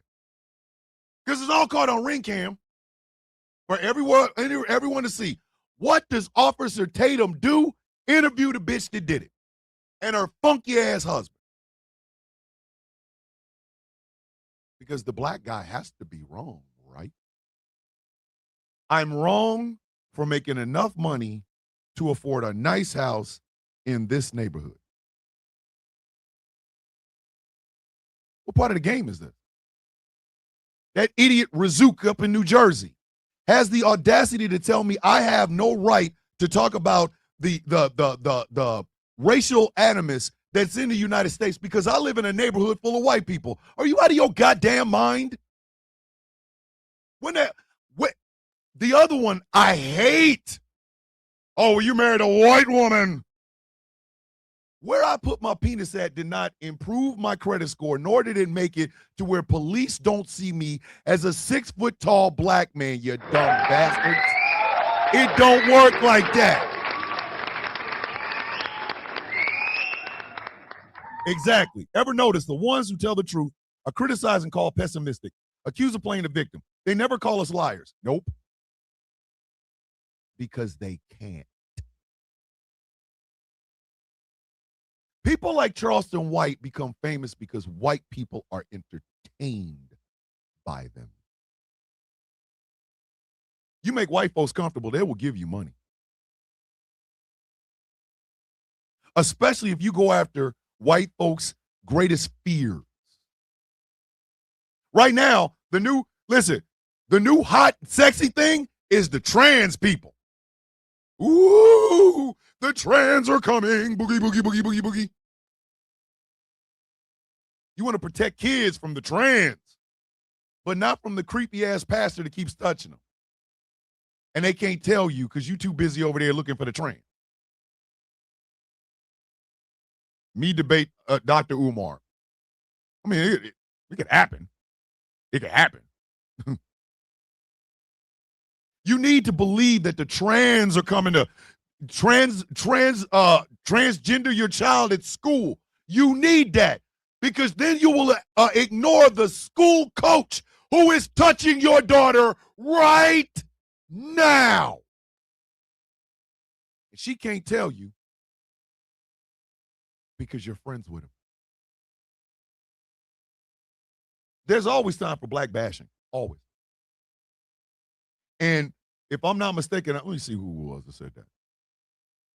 Wrestle Chick said that's the grift. Ladies and gentlemen, That's it. That's it in a nutshell.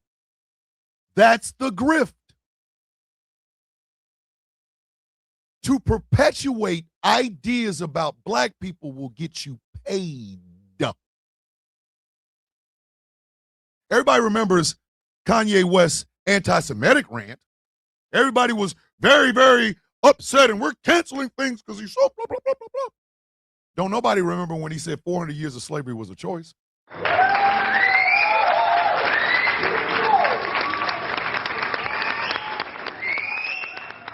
Nobody remembers the White Lives Matter shirts. That Heil Hitler song, do you know what comes before that? Before you hear the refrain of Heil Hitler, do you know what else comes before that in that song? Nigger. Not nigga, nigger. Who gives a shit? It's black people. Nobody remembers when Kanye was dogging and shitting on black people, saying that Harriet Tubman wasn't freeing slaves. She was taking them to Canada so they could be slaves in Canada. Oh, that was perfectly fine. We don't know what's going on.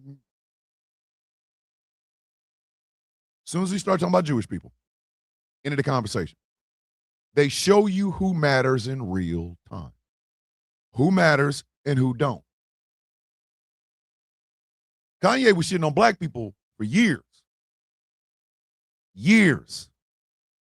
In tweets, in videos, in conversations. He dogged black people, black women, black men, our children, our elderly, the gay folk, the trans folk. He was out here dogging the shit out of black people, and they were just giving him money.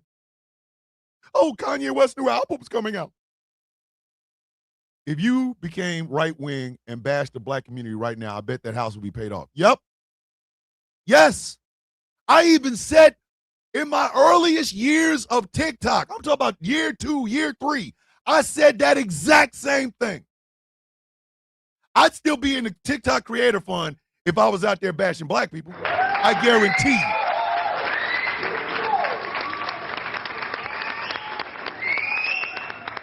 If I shut this show off for 2 months, no Sound of Coffee for 2 months, no TikTok video for 2 months, and I came back and started bashing black women, bashing black men, bashing black gays, calling all the black kids thugs and criminals, I'd be back in the Creator Fund in a week.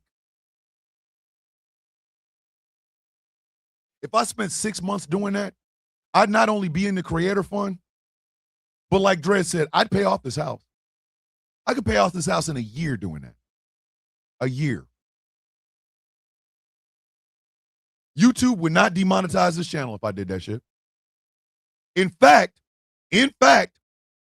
right now, our YouTube channel is sitting at something like 14.4 million followers.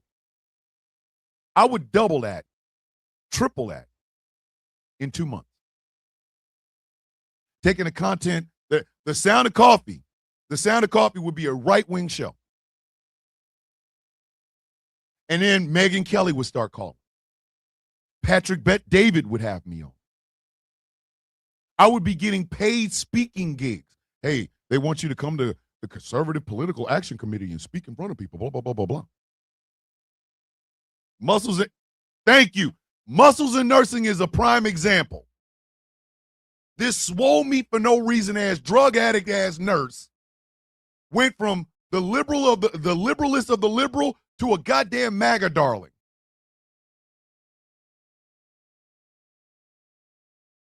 Thank you. I'd be on Fox News.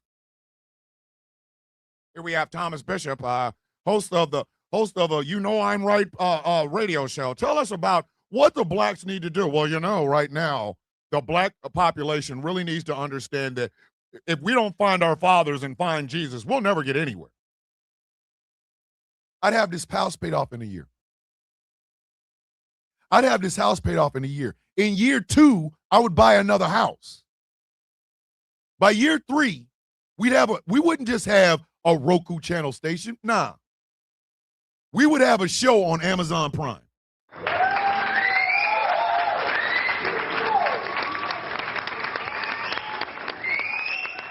Do you see how easy that is?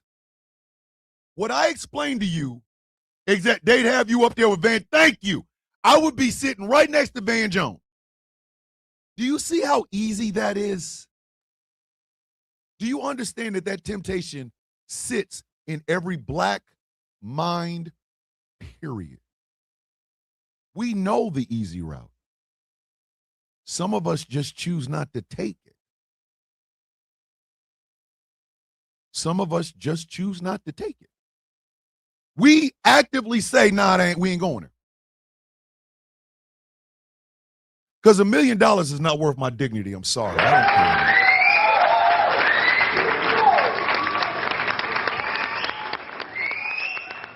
care. Morning, Tea Time with T's in the building. Sean Hannity would come knocking. And a permanent time slot on the Fox TV channel. But I'm sorry, my integrity is not worth that. I was kicked out of the Creator Fund over 4 years ago. I've never applied to get back in it. The reason going live on TikTok is not worth it is because A, I will never end up on your FYP. B, I'm never going to get enough coins to even make it worth my while.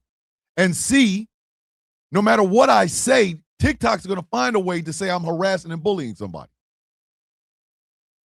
Visibility gone. It's not even worth it. Picture this. House of Dread, black, lesbian, Christian, and conservative. I'd never have to work again. Oh, Lord. Dread, if you did that shit, oh, my God.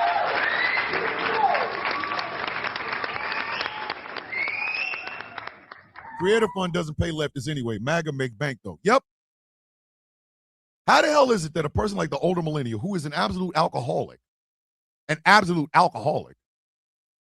is not only still on TikTok, but his social media presence is such that he is verified enough to get a trip to Israel.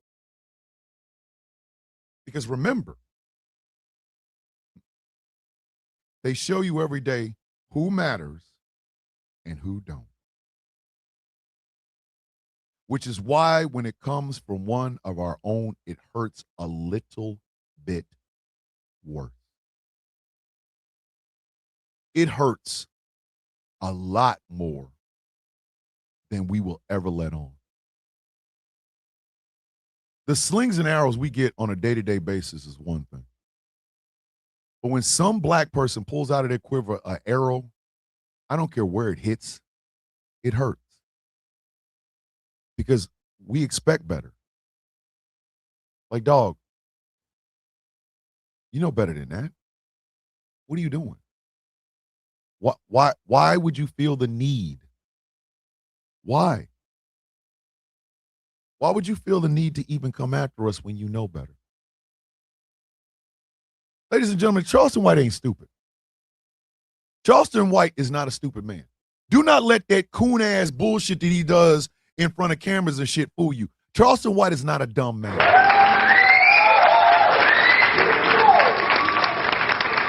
Yep, Superplex Party will be regular guest for WWE and sponsored by TKO. Dana White, we come on Superplex Party. Especially when the king of grifts becomes president twice. You see the game unfolding in front of you in real time. Integrity don't matter. Integrity does not matter, ladies and gentlemen. Charleston White is a perfect example of what I'm talking about. That man has no goddamn integrity whatsoever. None. And to think he's everywhere. They asking him opinions on everything. He had a MAGA hat on at one point with his goofy ass. But he's entertaining. He is entertaining. He's entertaining. Because there's always entertainment in talking about the niggas, ain't it? Ain't it? If I described the situation, but I left race out of it, you would feel for the victim and bash the perpetrator. Then I put race in it. If the victim is black and the perpetrator is white, somehow the black person did something wrong. Someone drew a swastika on the mirror of the train at work. They took the car out of service because it was offensive. However, after George Floyd, BLM shirts banned. You see what I'm talking about? The moment you put the race in it, it's almost like it's instinctively in your head to affix different ideals to the people. Did y'all know there was a white man that traveled all the way to New York City to kill black people with a sword? Did y'all know that? He intentionally went out, found black people, black homeless people, and stabbed them to death with a sword. A sword. Not a gun, not a knife, a goddamn sword.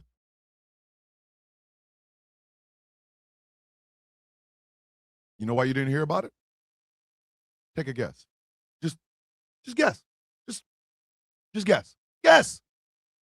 Guess why you did not hear about that.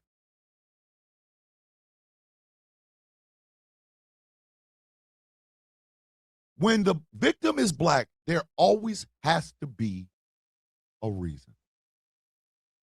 Dylan Roof walked into a church in South Carolina, prayed with these black parishioners, fellowship with them, and then turned around, opened fire on, and killed 9 of them. And do you know what he said his excuse for this was? The blacks are taking over, and we've got to stop them. Do you know why that got so much coverage? Because black folks made sure it got coverage. We made sure, oh no, you wasn't about to get away with that shit. No.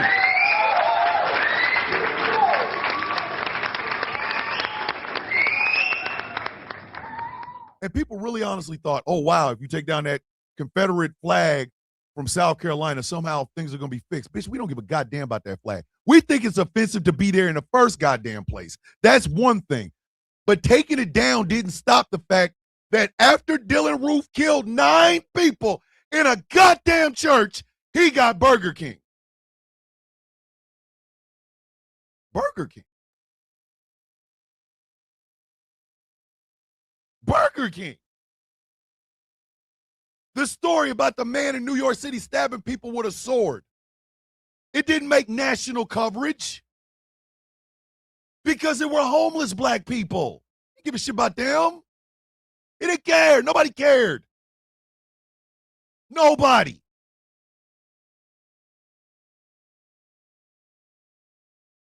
They killed Tamir Rice without even stopping the car.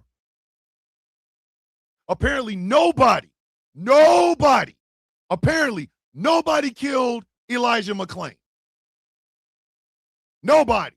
Somehow he miraculously ended up handcuffed and had ketamine shot in his goddamn veins until he died. I guess he must have done it because, you know, we're drug seeking. And again, when it comes from white folks, it's expected. But when you see one of your own doing this, when I tell y'all it hits differently, I mean every goddamn word of it. It hits differently. It hurts differently. It hurt. Let me say this again, because obviously y'all not hear me.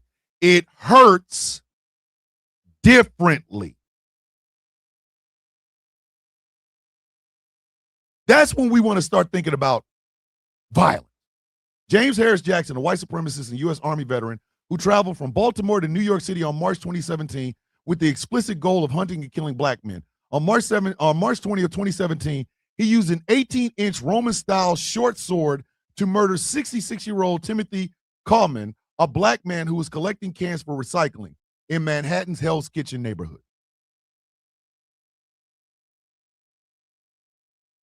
Botham Jean was in his apartment. Amber Geiger broke in thinking it was her apartment and shot him to death. And they made damn sure to go try to find out whether or not he was smoking marijuana. Let me ask you a question. Since when is hitting weed a reason to get blasted in your own goddamn house? Make that shit nice. Make that shit make sense.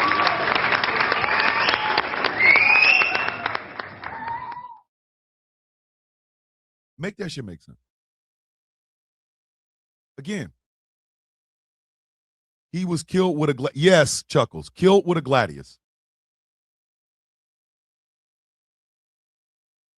When it comes from white folks, it's expected. When it comes from black people, it hurts. Because despite what everybody wants to believe, at the end of the day, black folks are the unwanted. And if you can bash the unwanted, you will get paid. You will make money for going after the unwanted. Why do you think it's so easy for most of these people to sell out like they do? To be in front of cameras and microphones telling black people, pull up your pants and hippity hop music. One of the reasons I will never, ever, ever forgive Bill Cosby, and if I ever saw him is misunderstand as in furniture moving, is because of that goddamn pound cake speech. Taz, can we get the pound cake speech? Can we get the pound? This is why I cannot stand this man. The pound cake speech from Bill Cosby is the number one reason when the charges started coming out, I believed every goddamn one of them. I believed every single one of them. Every one of them. Because of that funky ass goddamn pound cake speech. Matter of fact, let me see if I can find it. Either Taz will show you the visual or I'll show you the audio, but let me see if I can find it.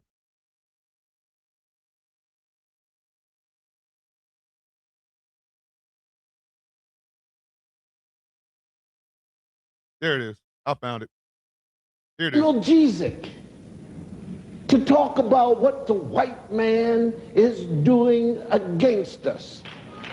And it keeps a person frozen in their seat. It's almost analgesic. Hold on. I'm going to get you out a whole speech. Criminals, these are people going around stealing. Nope, that ain't it. That ain't it. That ain't it. I need y'all to hear this. I need y'all to hear this. People who cry when the son is standing there in an orange suit. Where were you when he was 2? Where were you when he was 12? Where were you when he was 18? And how come you don't know he had a pistol? These are not political criminals. These are people going around stealing Coca-Cola. People getting shot in the back of the head over a piece of pound cake. And then we all run out and we're outraged. Oh, the cops shouldn't have shot him. What the hell was he doing with the pound cake in his hand? I'm talking about these. I absolutely loathe that man. I absolutely loathe that man. This is how funky this piece of shit is. At the height of the Cosby Show, when Bill Cosby was making all this money, my mother said he ain't good. My mother and my father said that man ain't good. It's like, I've heard stories.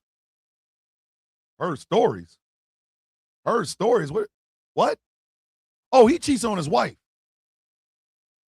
Oh, shit, Mom. Word? Yeah, he cheats on his wife. He cheats on his wife. Come to find out, he wasn't just cheating on his wife. He was raping people.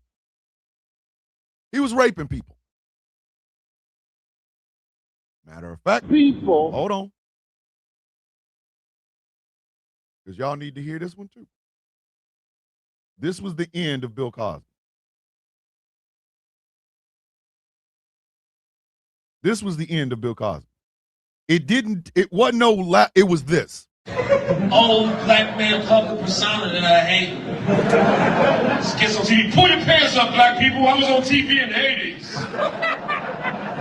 I can talk down to you because I had a successful sitcom.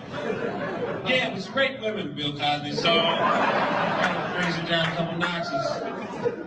I don't curse on stage. Well, yeah, you're a rapist, so I take you saying lots of motherfuckers on Bill Cosby himself if you weren't a rapist.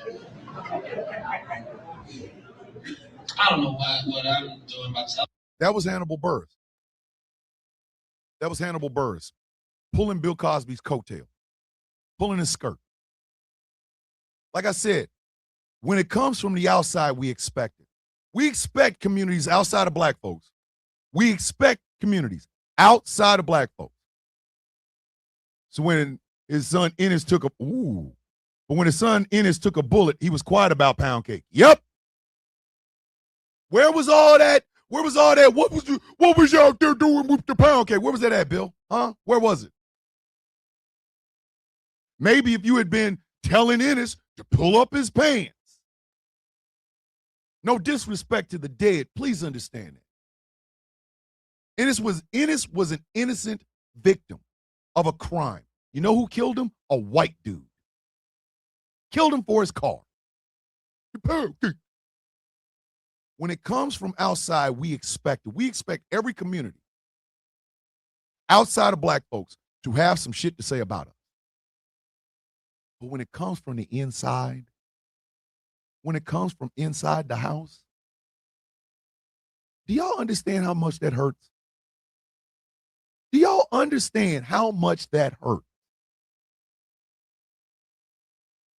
Because these people know.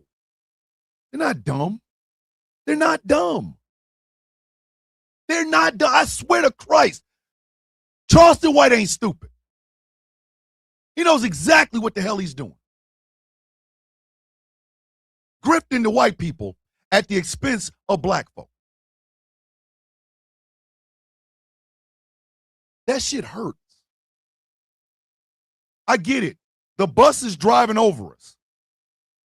The bus is driving over us. I get that. I understand it. But why you got to be in the driver's seat?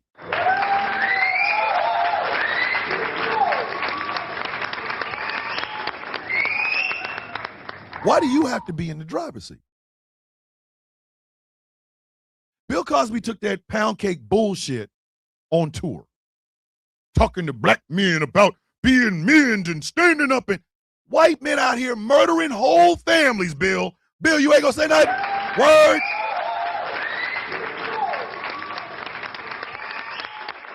You want us to pull our goddamn pants up and find our daddies. Meanwhile, a white dude could look at his wife and his kids and say, you know what, I just don't like y'all living. And murder everybody in the goddamn house. Everybody gotta go. There's no pound cake speech for the white dude that murdered his whole family. Where's the pound cake speech for Chris Benoit? Boom! Boom! Biggity, biggity, boom! Where's the pound cake speech for what's his name? Scott Peterson, who took his pregnant wife, killed her, dumped her ass in the ocean. Where that at? Where that at? Boom! Where's the pull up your pants and find your father's speech for Dylan Roof? Or that white boy that shot up the Q Club and killed all those gay people and got his monkey ass whooped by a goddamn drag performer. Where that at? No pound cake speech? No pull up your pants? Find your fathers? The hippity hop music? None of that? None of that? None of that? Really? None? Really? Where was the pound cake speech for Ethan Quambley, who literally had guns all at the house, took one, went to school, killed like 4 or 5 of his goddamn students? That's why the mother and father got charged and got put in prison. Where's the pick up your pants and do something with your kids and be a man shit for Jeff goddamn Metcalf? Hey, Charleston, where's that shirt at? Where's it at? You goddamn black termite, where is it? I get sick of that.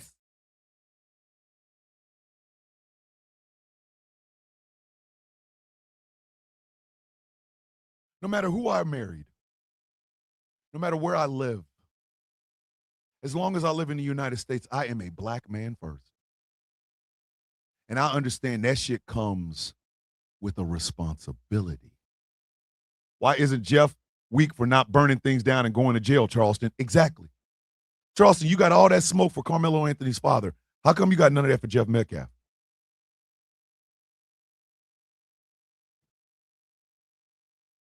First, last, and always, America will see me as a black man.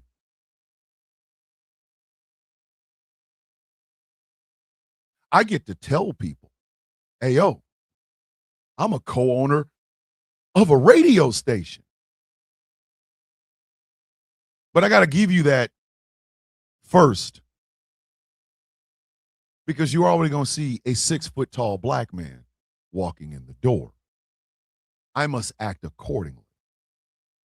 Lacey Peterson being killed broke my heart. Scott came here to San Diego to hide. How come nobody gave the pound cake speech to Scott Peterson's mama and daddy?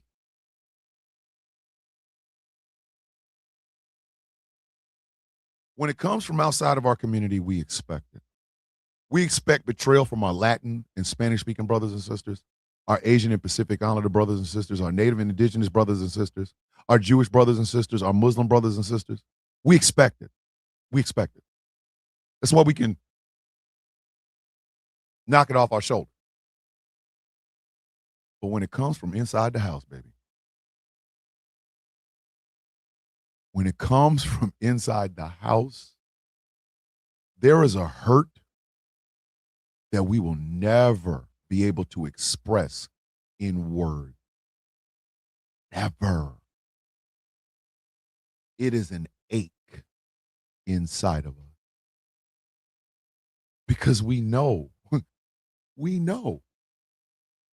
Thank you, Nana. Peyton Gendron drove from Philadelphia to Buffalo, New York. On the side of his weapon, I am not making this up. You can go look it up. On the side of his weapon, there was written reparations.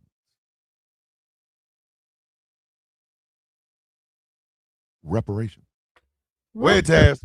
I'm going to interject here because something is truly bothering me. And no matter how many times myself or Tracina or Rach try to rein people in, they don't get it.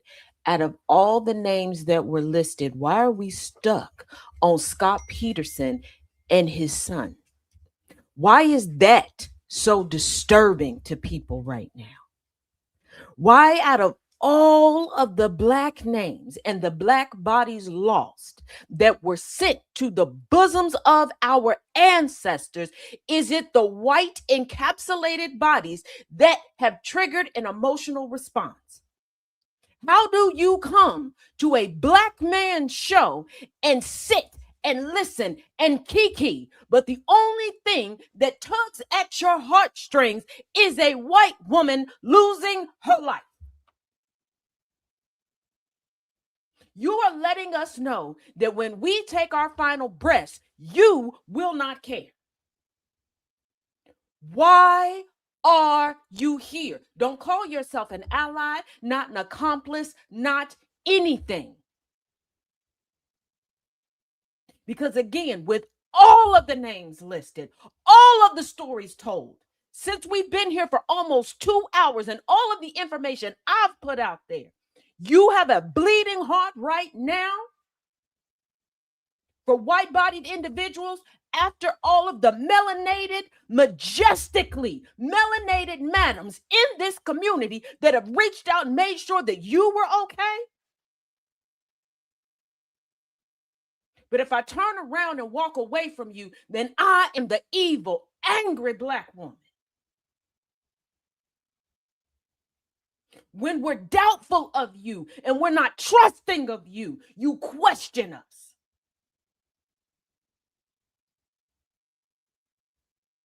You find a way every single day to scream, look at me, look at me, look at me, even when we're sharing what hurts us the most.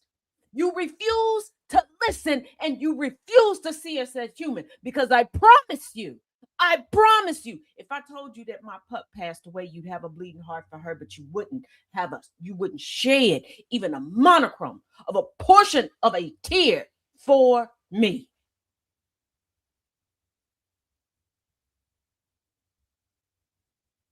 I really need y'all to do better. Black people have always and will continue to be inclusive, but I need you to do better when we allow you within proximity.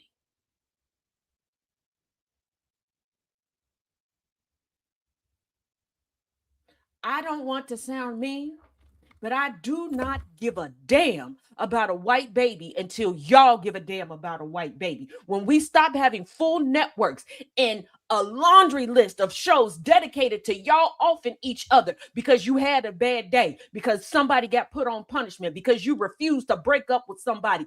I don't care. We can't even relax in our homes. And you want to sit here and talk about where a grown man hid? You want to sit there and have a bleeding heart for a baby? You didn't care when it happened. And I see all of y'all social media profiles. You don't have any type of advocacy for your own until this black man here starts telling you about his experience. And I told y'all before, y'all gonna get it together, or you gonna catch this chocolate. The next thing I better see in this comment section is some apologies and some thank yous for the master's class education that he gives you and wraps it in jokes to make it an easier pill for you to swallow. I enjoy staying backstage. Make sure I stay there. I do love this woman. I want to play something that best encapsulates the type of person that I am talking about.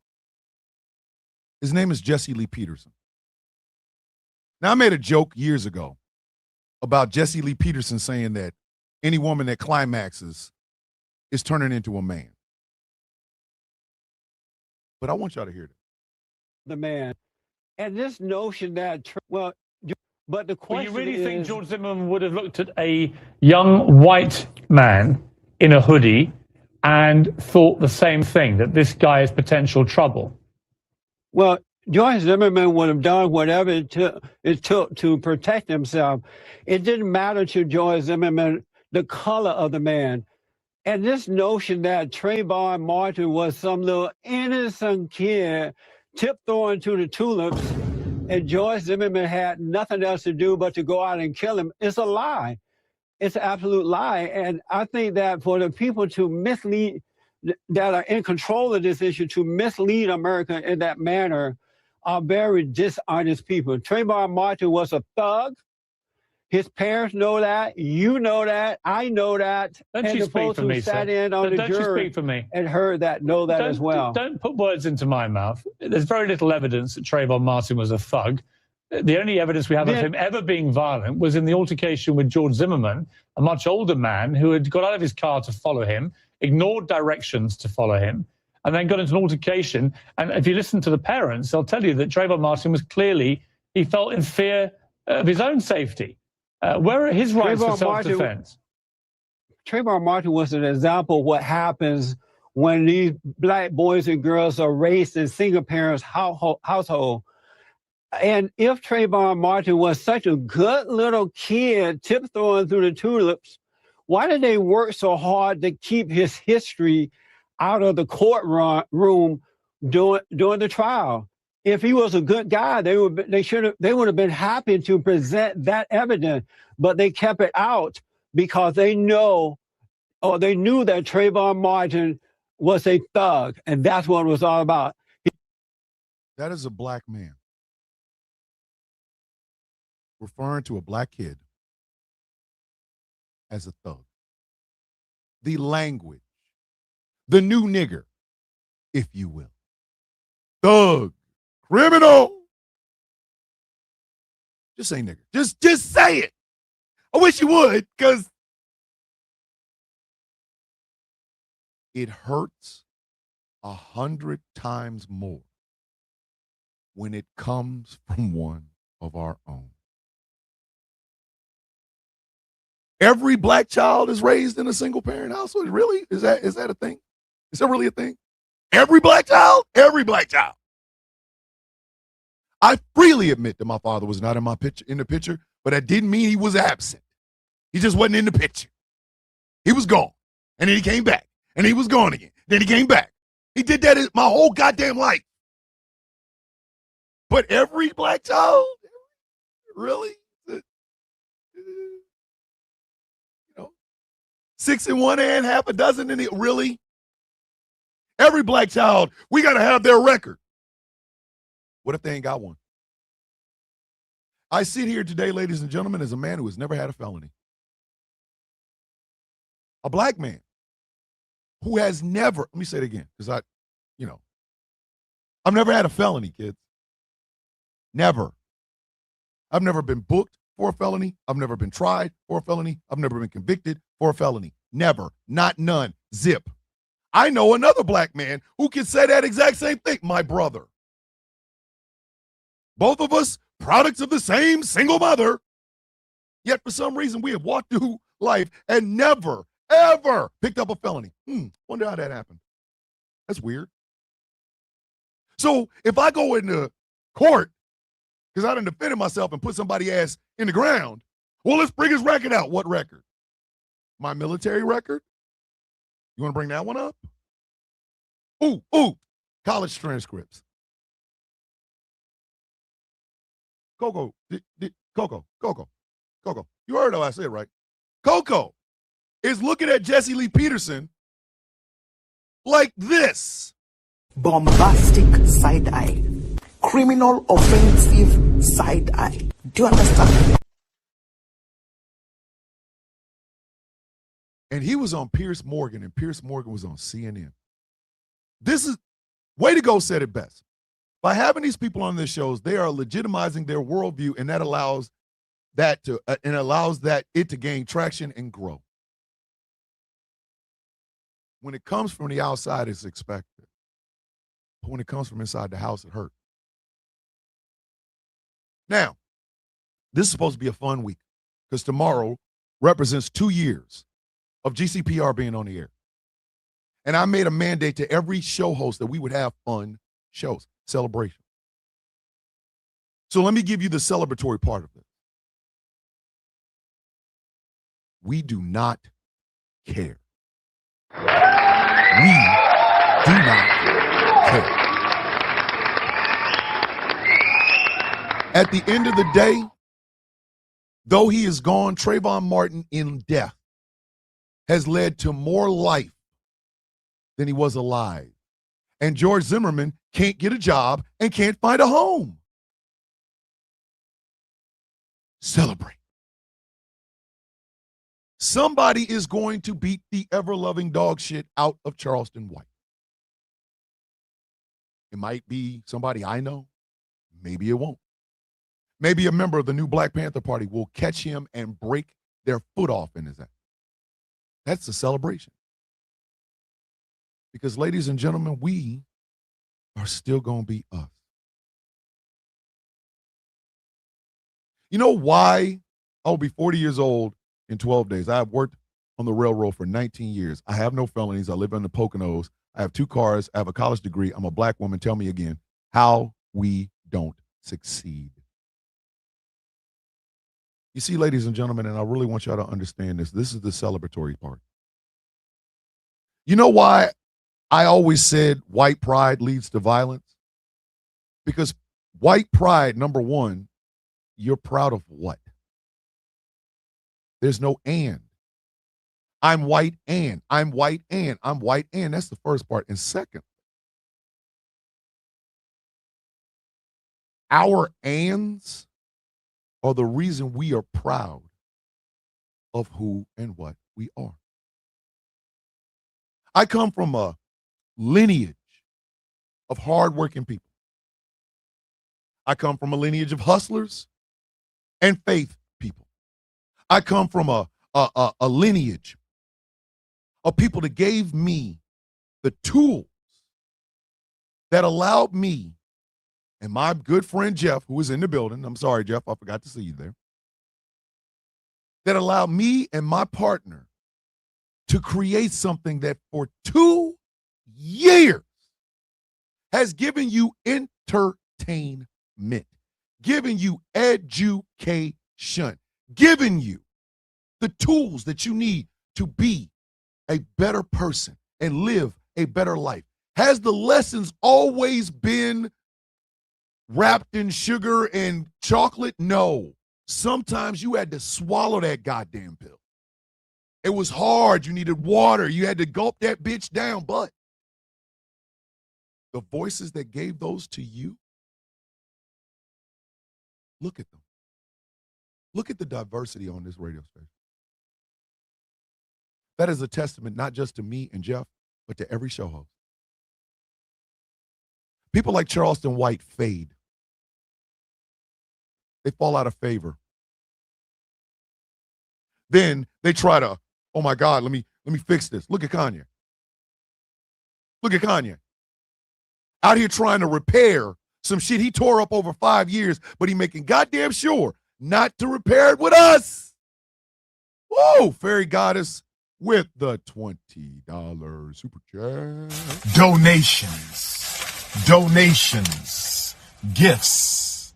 This is a very necessary show, and I thank you, Fairy. Charleston White famously avoids fights and going anywhere he knows he'll be jumped, with the exception of that one island boy. There you go. Around here, blackness is sewn in to the bones of GCPR. Because when this started, there were 5 people. 3 white men and 2 black men. Myself and Jeff took a chance on each other. We took a chance. It wasn't that we didn't like hot101.net. No, we loved them. But we knew we could do this. We knew it. So we took a chance on each other. And then we had our little team. Gambit, George, Angry. What was the first saying when we first started this, guys? Meat and bone. Meat and bone. That's all we had. The YouTube channel had like maybe 1,000 people following it, maybe. It was my old YouTube channel. I said, nah. It's ours now. We had kinks and, oh shit, this isn't working. And, oh, why is the butt system doing it? Oh, wow, we done. You know, we had those kinks. But then we got to work. Blackness is sewn into the bones of this shit. The Villains Guild is a part of GCPR. And much like the Outcast Nation, it takes nothing away from GCPR. We're just in it. There's blackness sewn within the bones of the Villains Guild. That's why those who could not stand, those who were here for clout, are gone. Activism, advocacy, awareness. The 3 laws in full effect. Authenticity. It crosses. Because in GCPR, you don't see polished shit with the big ass set behind us. Hell, Taz does her damn show with a green screen. Angry does his show with a green screen. No polish. Straight authentic. Telling the truth. Do you understand? Nobody gets on this bitch to pretend. You're getting the truth. Is it funny? Yep. Do we got sounds for it? Yep. Pause! What is that? But you get the truth here. A law in the Villains Guild, a law in the Outcast Nation, and a law on GCPR. Fighting for those who cannot fight for themselves. Let me help y'all understand something. Some of you have been comfortable throughout your entire life, and there's nothing wrong with that. There's really nothing wrong with that. But then you came here, and you met us. And we made you squirm. Ooh, this is hitting a little, ooh, goddamn, shit, this is hitting a little close. It's supposed to. Because once you get rattled out of that comfortableness, you start to see that the lives of people around you, in the city you live in, or the county you live in the state that you live in the nation you live in the world that you live in, their lives are not as great as yours. So now you come in and you're like, ooh, I'm uncomfortable. Yep. Guess what? Now you get a chance to fight for those people who you didn't even know existed, that you didn't even know were there, that you didn't even know were available. I love every single one of you as you are. I give my love freely. I ask nothing. If you want to call me something, if you want to really call me something, call me the anti-Charleston White. Fatty is black if you want to. If you're nasty, Fatty is black. It's cool.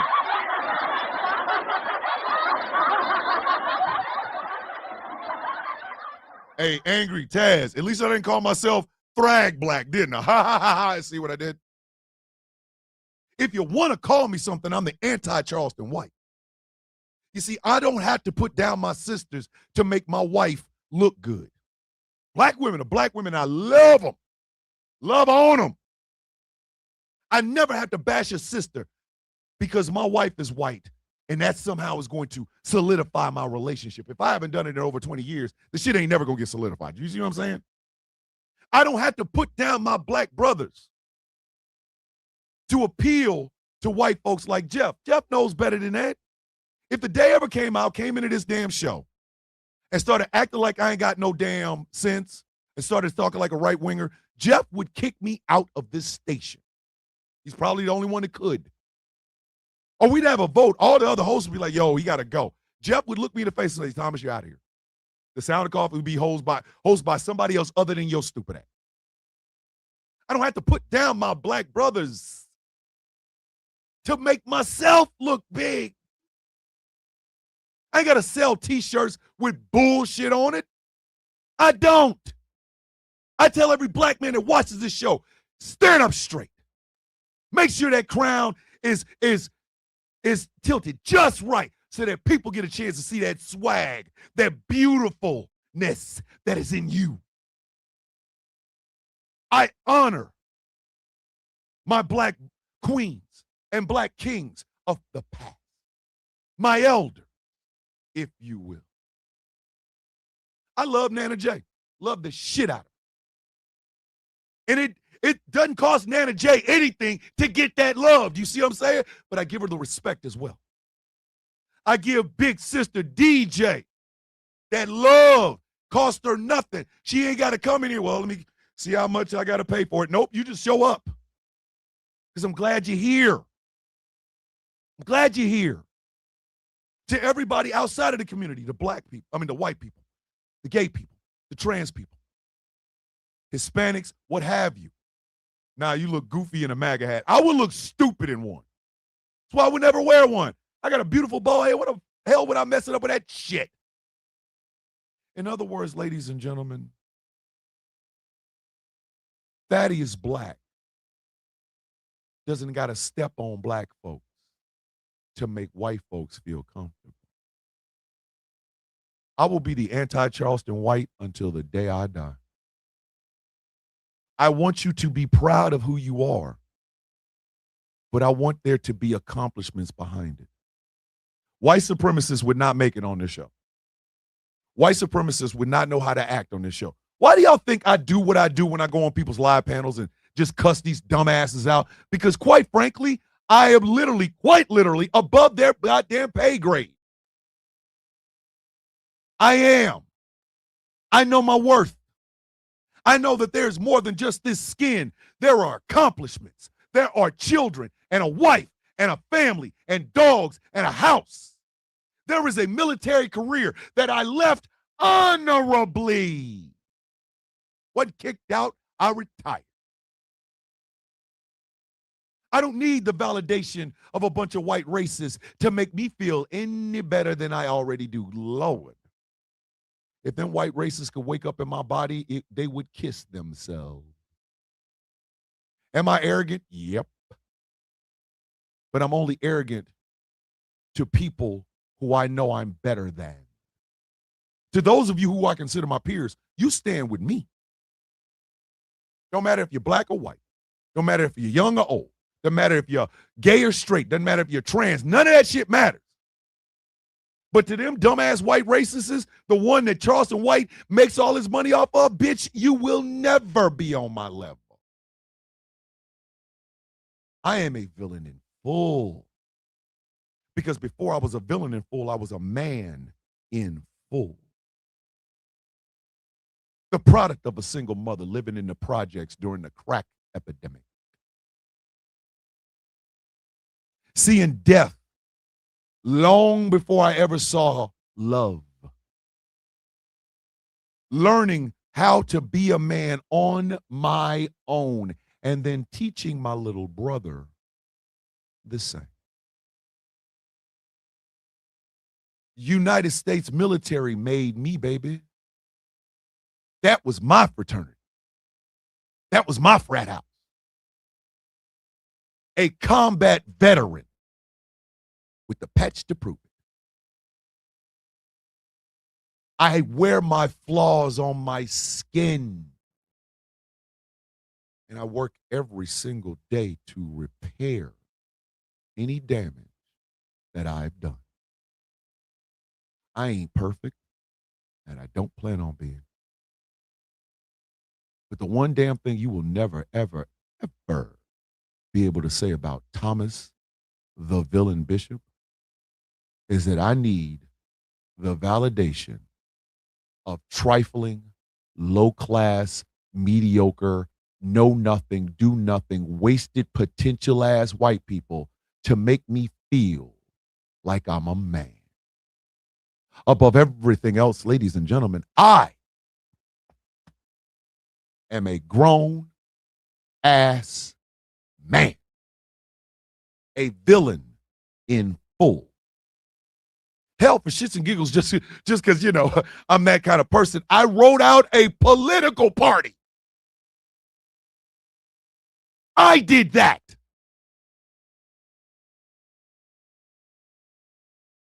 And I ain't going to stop. So to the Charleston Whites of the world, and y'all can make sure to send this back to them if you really want to. You going to get your ass knocked off.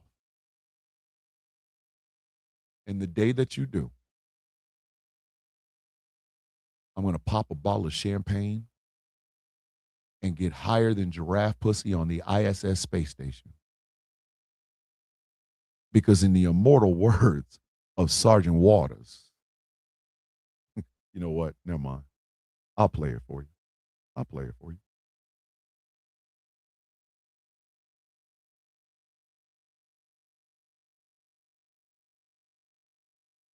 I got you.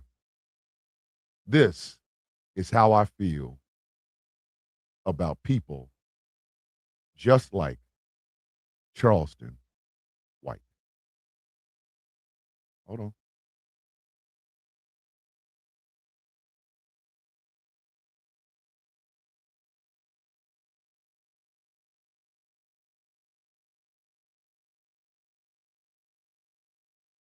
God damn it. This is not what I wanted. What the hell? What? What the hell, yo?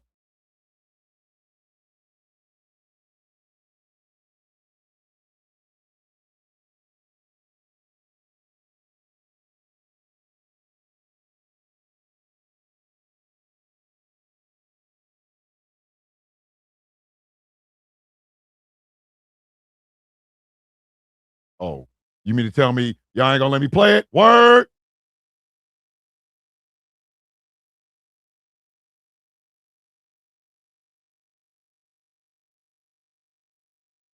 dog it. This is crazy.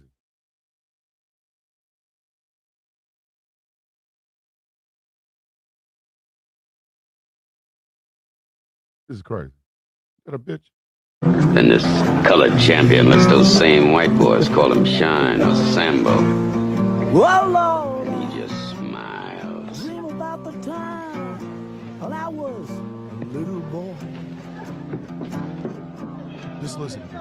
Can't talk. The night would get blue. Can barely read or write his own name. And don't care. He'd tell you they like him. But colored folks ain't supposed to have but so much sense.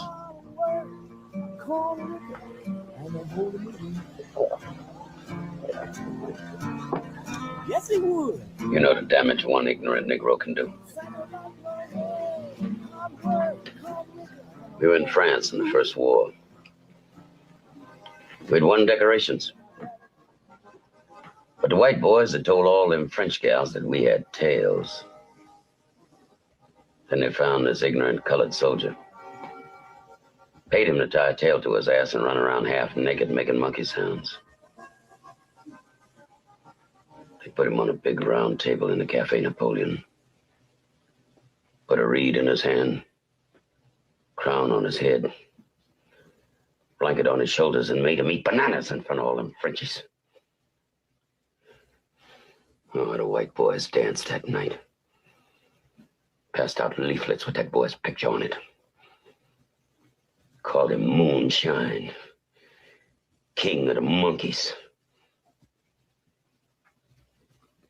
And when we slit his throat, you know that fool asked us what he had done wrong.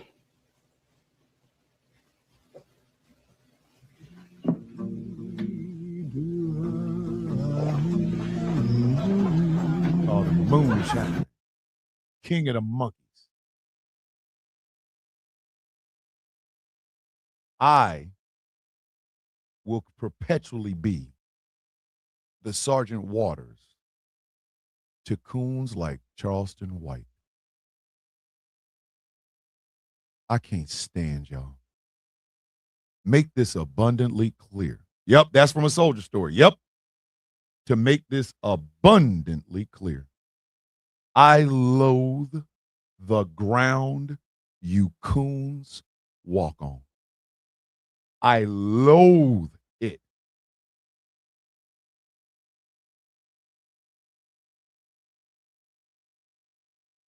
Loathe it. And as long as I live, this will be my mentality towards He you. shot that white boy.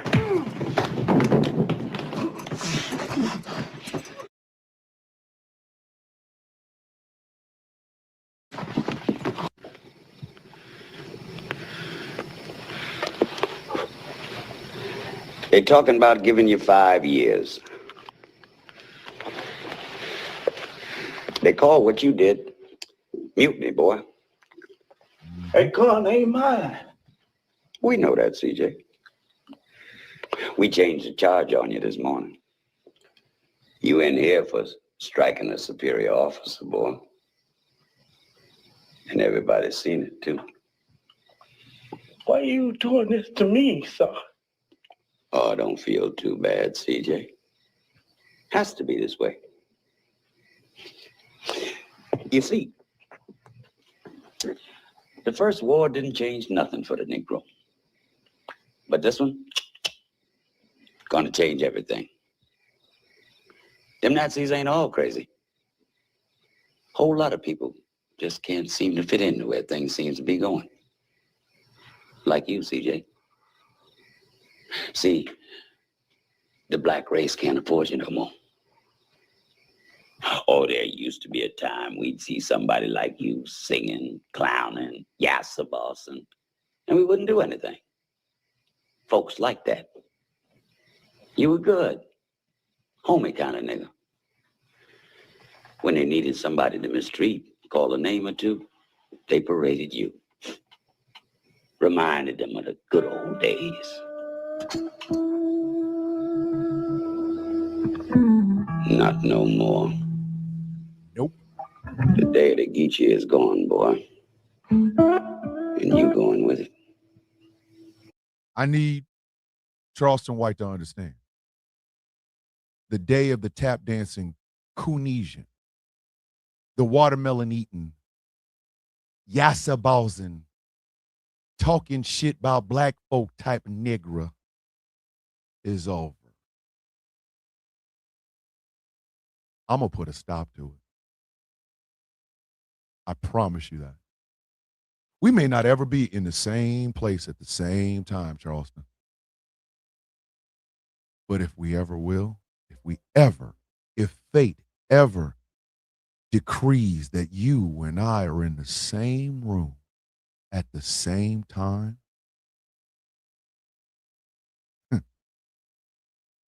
the day of the Geechee is gone, boy. And you're going with it. The black folk in America can't afford Negroes like you anymore. You tap dancing idiot. It's a new day. Black love is good. Black joy is infectious. We don't got time for you with your pound cake ass. So please remember, there's always people watching you, Charleston. And one day, may not be today, may not be tomorrow, but one day, we're going to catch you. And let's just say, things are going to be real bad for you. Sell those shirts. You're going to need that money. And you know why.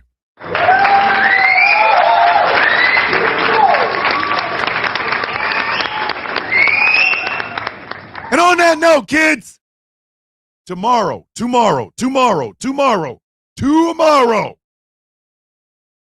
is a celebration, bitches. Bring your party hats. Bring your love. Bring whatever you want to bring. Tomorrow, July 1st, we enter our terrible twos. We toddlers now. So that means angry, get the toddling. I know how angry gonna toddle. There's gonna be a 3D printed something involved in angry being toddler. Like I can already see. Angry is the sort of person that would 3D print an arrowhead that looks like a penis and then put that shit on an actual arrow and then it would fly through somebody. Like I just not.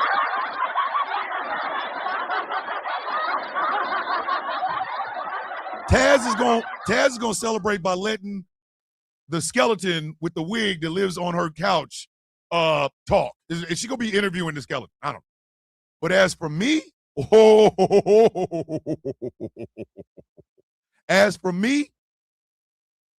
I told y'all I'm gonna do it, so I'm gonna do it. I'm coming in here in the cardigan sweater, goddammit. That's it. I'm coming in the cardigan. Cardigan. I'm gonna try to hide my nipples because I know how Annabelle is. Like we can't, you know what I mean? We can't. And plus Nana and Jess and DJ will be, I can't show all of that. Can't. But coming in the cardigan. Coming in the cardigan. If you are enjoying this show and want to support, patreon.com/Thomas the Villain Bishop. $3 a month, you can help me keep all of this running. I'm telling you, you really can. You guys are the ones that pay for the cardigan. Just want y'all to know that. Listen, year 2 is gonna be so much different than year 1. I will start tomorrow morning with the dedication that I wrote to my mother, the first investor in GCPR. Come hang out. Come celebrate. Because, ladies and gentlemen, this was a wish This was a dream. I wanted Jeff Kennedy to be the face of liberal media. I've not done well on it.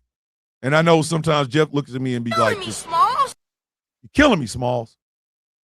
But I'm trying. But my goodness, oh, great row. To see the growth, to see the love, the simple enjoyment that we give, and to watch it come back to us, there's not enough money for that. There's not enough money for that. Like you see on the screen, submit your flag on the play topics via the Sound of Coffee Discord. Go in. If you got a flag on the play that you want, there's a whole section for it. Taz or Angry will gather them up, give them to me. We will, literally, I want you all to be a part of this show. Next Wednesday is Wednesday Confessional. Make sure you submit if you want to confess to something. Remember, Ghost Claw, PROD, all one word, @gmail.com. The Charleston Whites of the world don't win.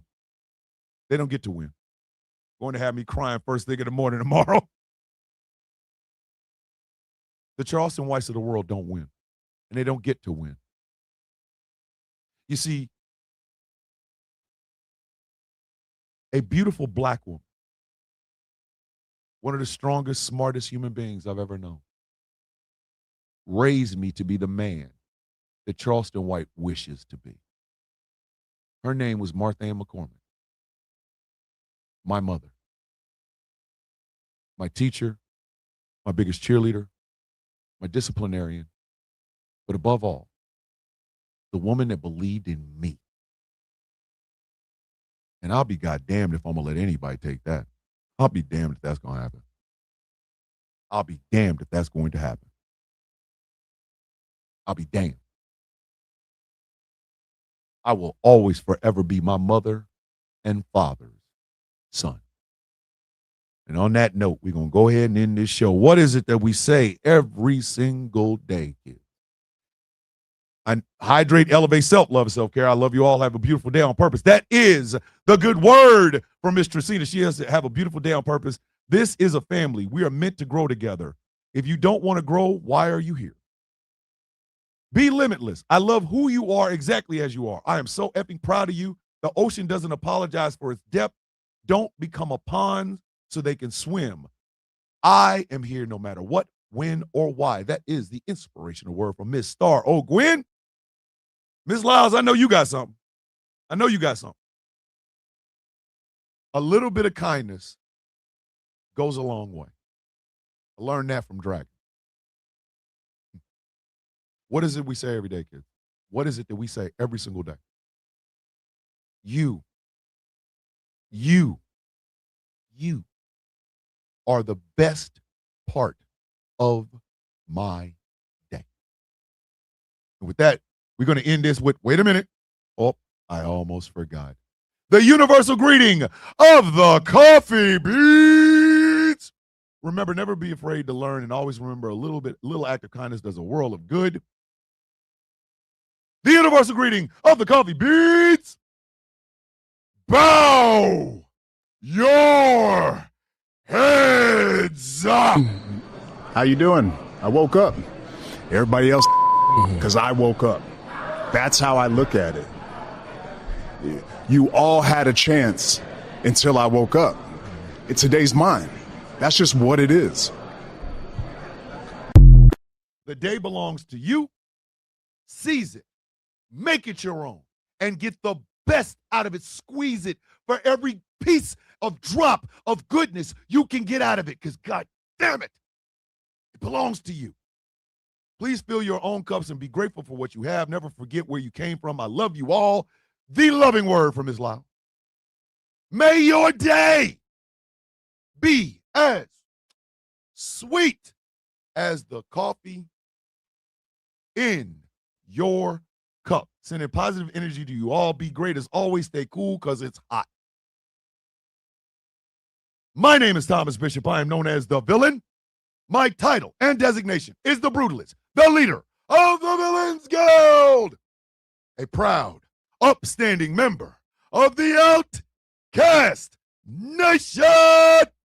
And this has been a F. Charleston White, It Is Dead Ass Eyes episode of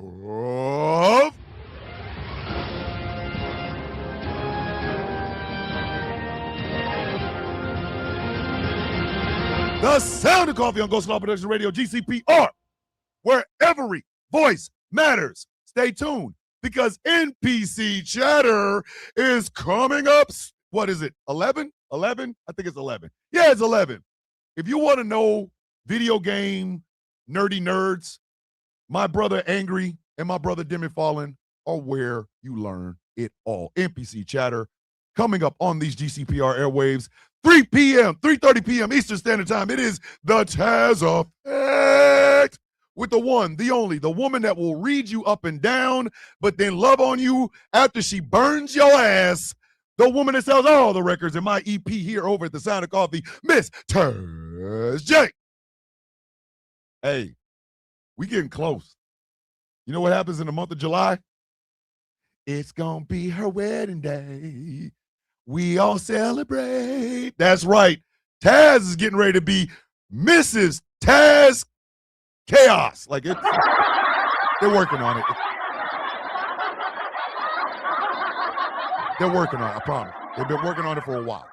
I don't know if her last name will be Taz King or Taz Chaos. I don't know. Maybe it'll be the Taz, the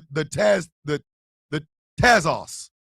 Tazos. I don't know. Jeff, as always, I love you. And I want you to know before tomorrow's festivity, sir, that none of this would be possible if you didn't believe in me. You took a chance on me, Jeff. I hope like hell. I hope like hell that I've made you believe in this. I hope I have made you believe that we could do this together. Madam Reloaded. I hope I made you believe that, Jeff.